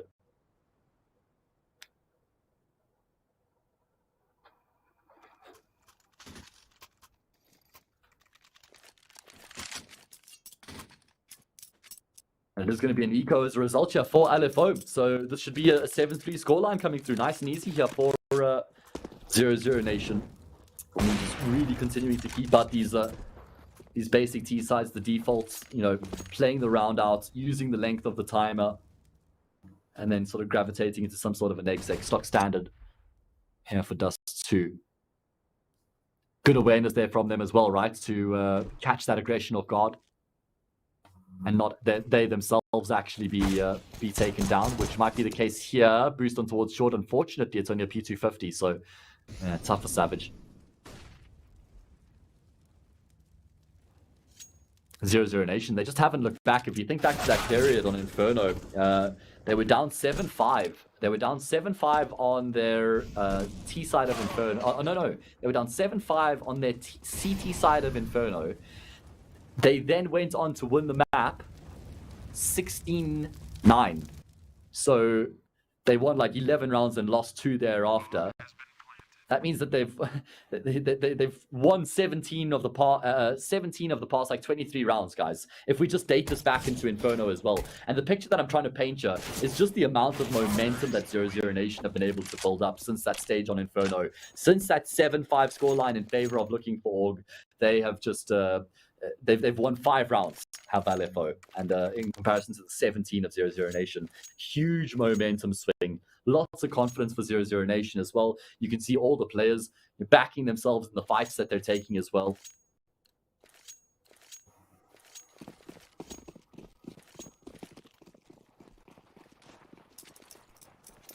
So let's see if they can keep up this momentum and keep up this positive trajectory that they're on right now. They've got those smokes forwards, or these spawns for long, going to be making their way through immediately. They've got a player in pit, and I just love seeing teams post this player in pits and then just rotate out of long altogether with the 4 remaining players. Make your way back, take tunnels control, maybe take some mid control. But right now it's APOC who's looking to take the control. Aggression from him. I'm towards the top of middle right now. He's not going to continue to commit though. Makes his way back on short. They've completely cleared out tunnels, by the way. Have the CTs. They have a really good idea of what's going on right now. And with Leo taking this fight, he knows that LFO know what's going on. And Hazard at range will actually best the Brazilian. That's a very nice way for LFO to start off this all-important gun round. And it seems like Try is going to be the player to go back and see if he can find this kill, because that would just pull all the heat off of that long side of the map towards B. 50 seconds left remaining here. Doesn't have the world of time to work with.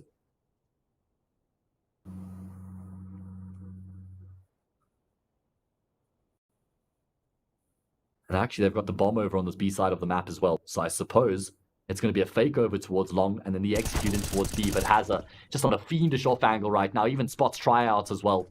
So he knows that the Argentinian is here too, and he'll end up with the third frag in the round. What a crazy high impact round coming through from Hazza. I love the initiative and the protocols there from LFO as well. You notice how once 00Nation commits so many players towards long to get that control, LFO know that they in turn have to do something elsewhere on the map, and that something is taking tunnels control. We had APOC who pushed through mid doors. We had a short control found as well. And so LFO, even though they didn't have long, they knew exactly what was going on. So they're able to set themselves up accordingly. Hazard gets the first kill on Leo, and then he just holds the angle. Great patience there from him as well. It's not like, okay, I'm going to, push behind them here and try and get the flank going, and then maybe die and expose the flank of his team. He values his life, and he ends up being rewarded for his patience as well. So there we go. It's going to be LFO. They've won a couple of isolated rounds. They need to string some together here to really put the pressure onto 00Nation. They'll probably be able to justify a buy in the next round, even if they lose here, especially if they do damage. So a lot of work for LFO to really try and build themselves into a competitive position here in this first half.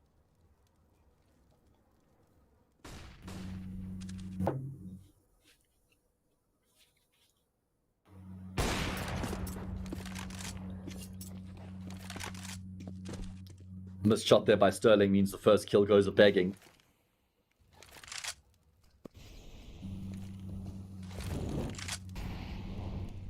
You can see just a nice easy short take coming through here from the T side right now.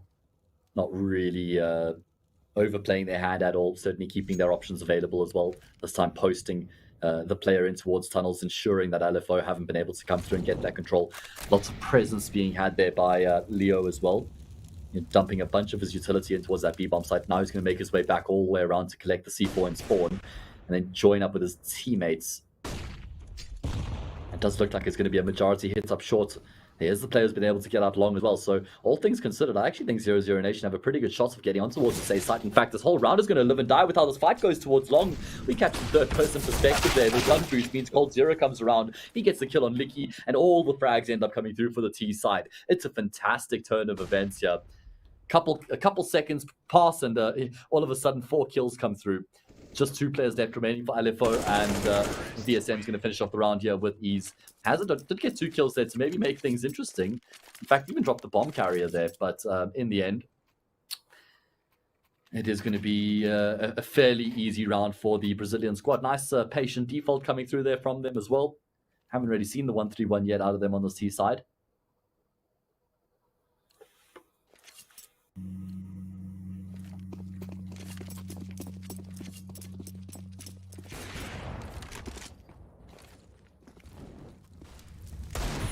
Eco round for LFO. So once again, they find themselves in that position where they've been able to win a round, but then they lose the round immediately afterwards. And while that was a crispy shot there from APOC, I mean, just a highlight frag really, as he gets traded out immediately afterwards by Try. Maybe a way in the round here for the CT side. I'm surprised they've invested as little as they have. I suppose Hazard could be, maybe they want the double orb, so both Sterling and Hazard try to save a bit of extra cash, but I was thinking, maybe get some armor or a bit more utility perhaps, but we will see them with just a few upgraded pistols right now. They did a lot of damage in their previous round, didn't they? So what that means is because 00Nation only kept 2 players alive, they had to rebuy a lot of their guns, affecting their economy. Now they're going to make their way through mid-door. Sterling's here on the other side, can't hit the instant shot. Cold Zero can. And that pretty much seals the deal. Making their way up now towards the bomb site. It's just Savage, and he has to hit the crazy sequence. And unfortunately, you can see the magic, you can see the potential, but it just never ends up happening. So Licky, well, looking to do some damage. Maybe make us leaky for Licky if he could find himself a sick couple kills here. But oh god, I just had to. I saw that one in chat earlier from Taffy. I love that. Disgusting, but love that. Anyway, 00Nation in complete control of the situation. It's going to be a 9-4 scoreline for them here as well, dealing with the anti-eco with ease. I mean, even though they had to trade 1-for-1 and deal with the aggression that came through, they still knew what the plan was. There was a clear blueprint throughout the entire round there as to how they were going to be going about their business. They could finish this half 11-4. And guys, keep in mind, when we saw this team yesterday against OneWin, they only got 2 rounds on their T side. My good friend Antoine was casting that game, and from what he said, they were making quite a few small mistakes that cost them, on that T side. And it seems like they've been able to brush up on those small mistakes and get across the line in those narrow rounds, convert those close rounds into round wins, which maybe they weren't doing as much yesterday. And you keep in mind the fact that they won 10 rounds on their CT side against OneWin yesterday. That's a strong half. So you would imagine even 9 should be enough for them to be competitive. That Molly's missed. The Molly's missed. Okay, it seems like he's realized that. He will still fight for himself. Has it again. He's going to just shut them down. Oh, God. LFO. I mean, I kind of get it a little bit. Sterling's going to get another kill here just to compound the problems. Finally, a frag comes back for Leo. And I'm going to just hold my point for a second as Try also makes his way forward here. He could catch the player above the smoke. No, that was the moment. Needed that kill desperately, but not able to connect. Still do have a bit of an avenue of entry in towards the safe side, however, as they start to make their way forward. Obviously a 2 versus 4. Utility to dump to also help them get forward right now. Smoking the molly. Try. Does he clear out the angle close towards long? Doesn't look like he's going to be going all the way. And the problem is they can't just really sit on the side themselves. These post-plant positions are not ideal by any stretch of the imagination, and Try misses a vital shot. So what I was going to say there was 00Nation have looked so damn good when they've played out their defaults. They've taken their time in the round. They've gone for their long takes or their late long takes.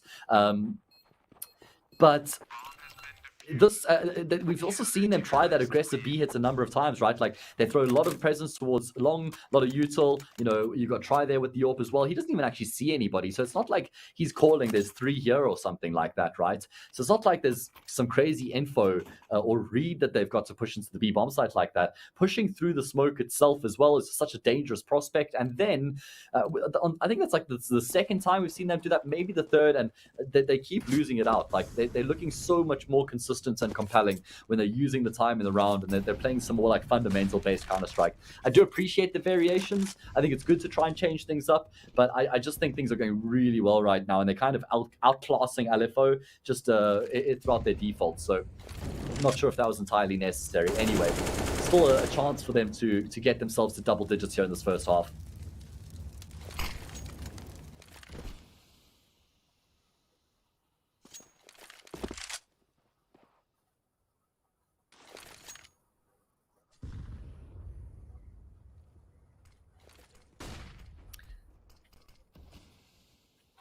Of course, we can expect 00Nation, being the new team that they are, to take a while to build into working it out and ironing out all the kinks. You have to make all the small mistakes to realize the issues that are there and the mistakes that are being made to fix them, to build and grow and develop and progress forward. That's how winning is done. So if you know what you're worth, then go out and get what you're worth. You got to be willing to take the hits. We've all heard that one, right? The Sylvester Stallone speech. Come on, it's a classic. It's a classic. Mr. Rocky, Leo. Oh, it's a rocky game here for LookingForOrg. Looking like they might be able to navigate their way through this round. 3 versus 3. Bomb on short. Licky going to get pushed from CT. Looked like he was aware of it. And now they want to go towards the B side. Great shot there from Try on the fadeaway. It's only Savage left, and unfortunately, they're not coming towards him at all. They're going to be going towards the opposite side of the map. Good decision making. They knew exactly where he was. There we go. Unfortunately, Try thought that he might be safe, but he was exposed. So Savage is going to have a shot at this retake.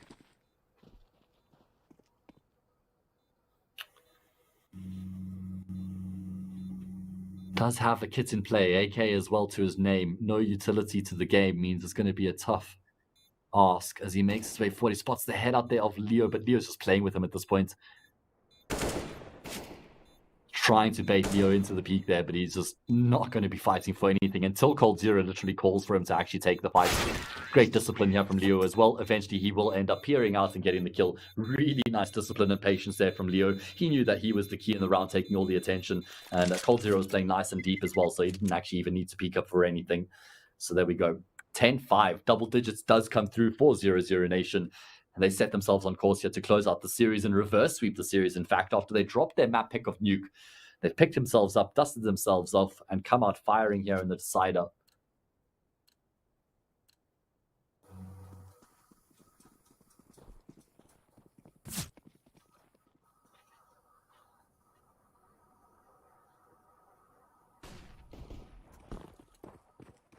Pistol round underway. Numbers towards long here for LFO. In fact, all 5 players have made their way forward. They've got the 2 smokes, they've got the flashes as well. Infers, we are going to be seeing the cross in towards that A-bomb site. No surprise there. There are 2 players towards car right now for 00Nation. Do they get checked? There's no molly to clear them. Prize taking the bait. He needs to take the attention. This is where Mulp needs to come into the equation. The flash is good. Mulp mustn't swing for anything here. He needs to bait the heck out of Try.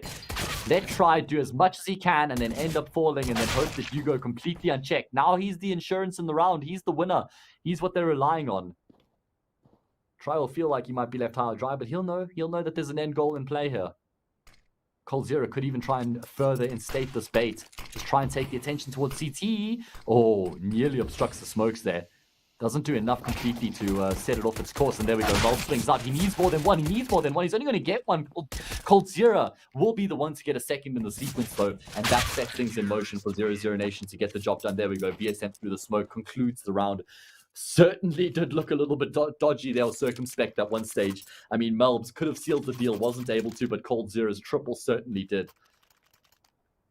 I mean, LFO, they kind of looked a little bit clueless there the entire time. Shame. I feel like there was always a trap going on, and they were just like always one step behind in that pistol round there towards long.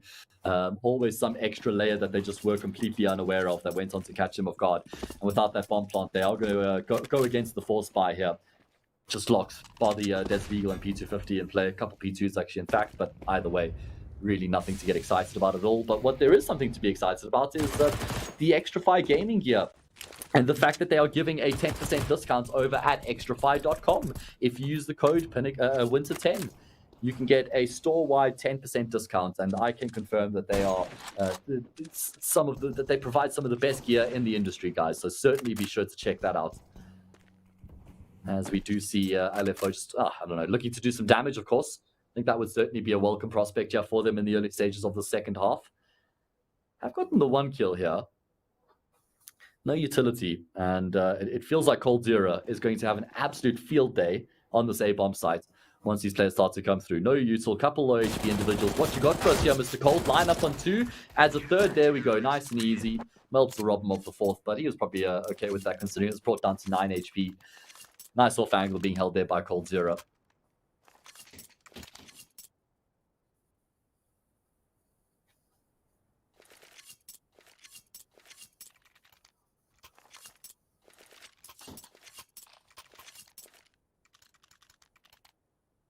Into the gun round we go. Wouldn't go so far as to call this a full gun round when you look at the weapons that they have to work with on the CT side. There's a couple FAMASs, a couple MP9s, and 1 M4. And it's not even like they have enough money to pull by in the next round if they lose here. And they're going to be committing to the long fights as well. Whose flashes are better is the big question. Spray not really on point there. The MP9's on the deck and in the mud. Cold Zero is still going to be hanging around right now. Himself and Try are in the vicinity. There's still numbers here for LFO as well.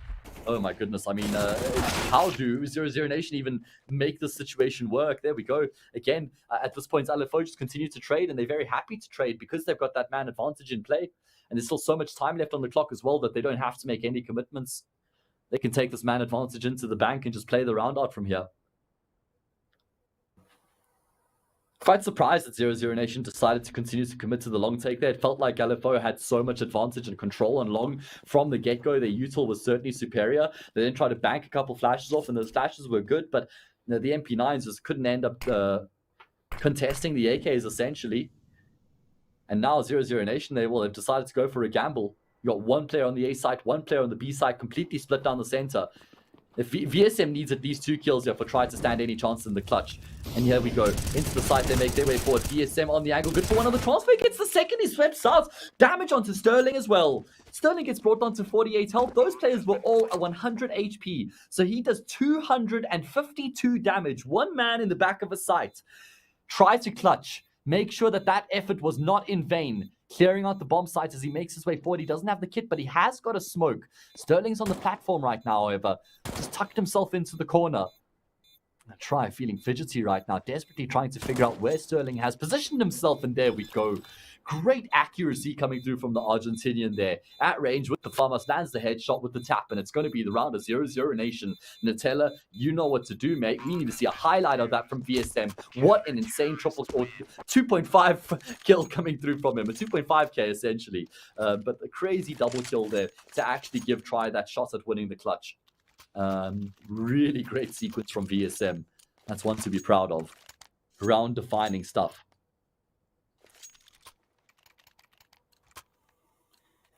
Of course, we'll see another investment coming through. They got that round loss bonus in the plant as well. This is it from VSM. How he gets that second kill, I'll never know. Savage should have got the trade.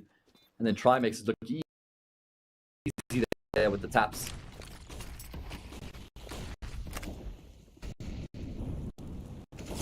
And LaFoe successfully gotten themselves out towards long. The problem is they've expended so much utility in getting themselves out towards long.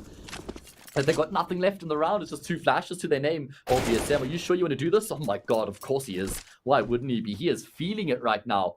And APOC, well, he just has to sit and appreciate that, really. What else can you do but tip your hat and accept the circumstances?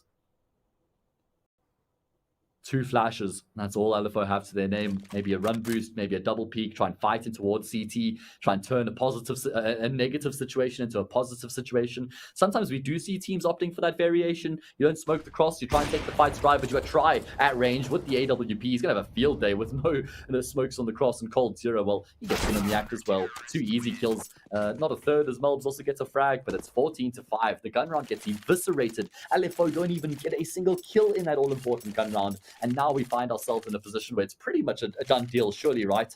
No world in which LFO should be able to come back from this game.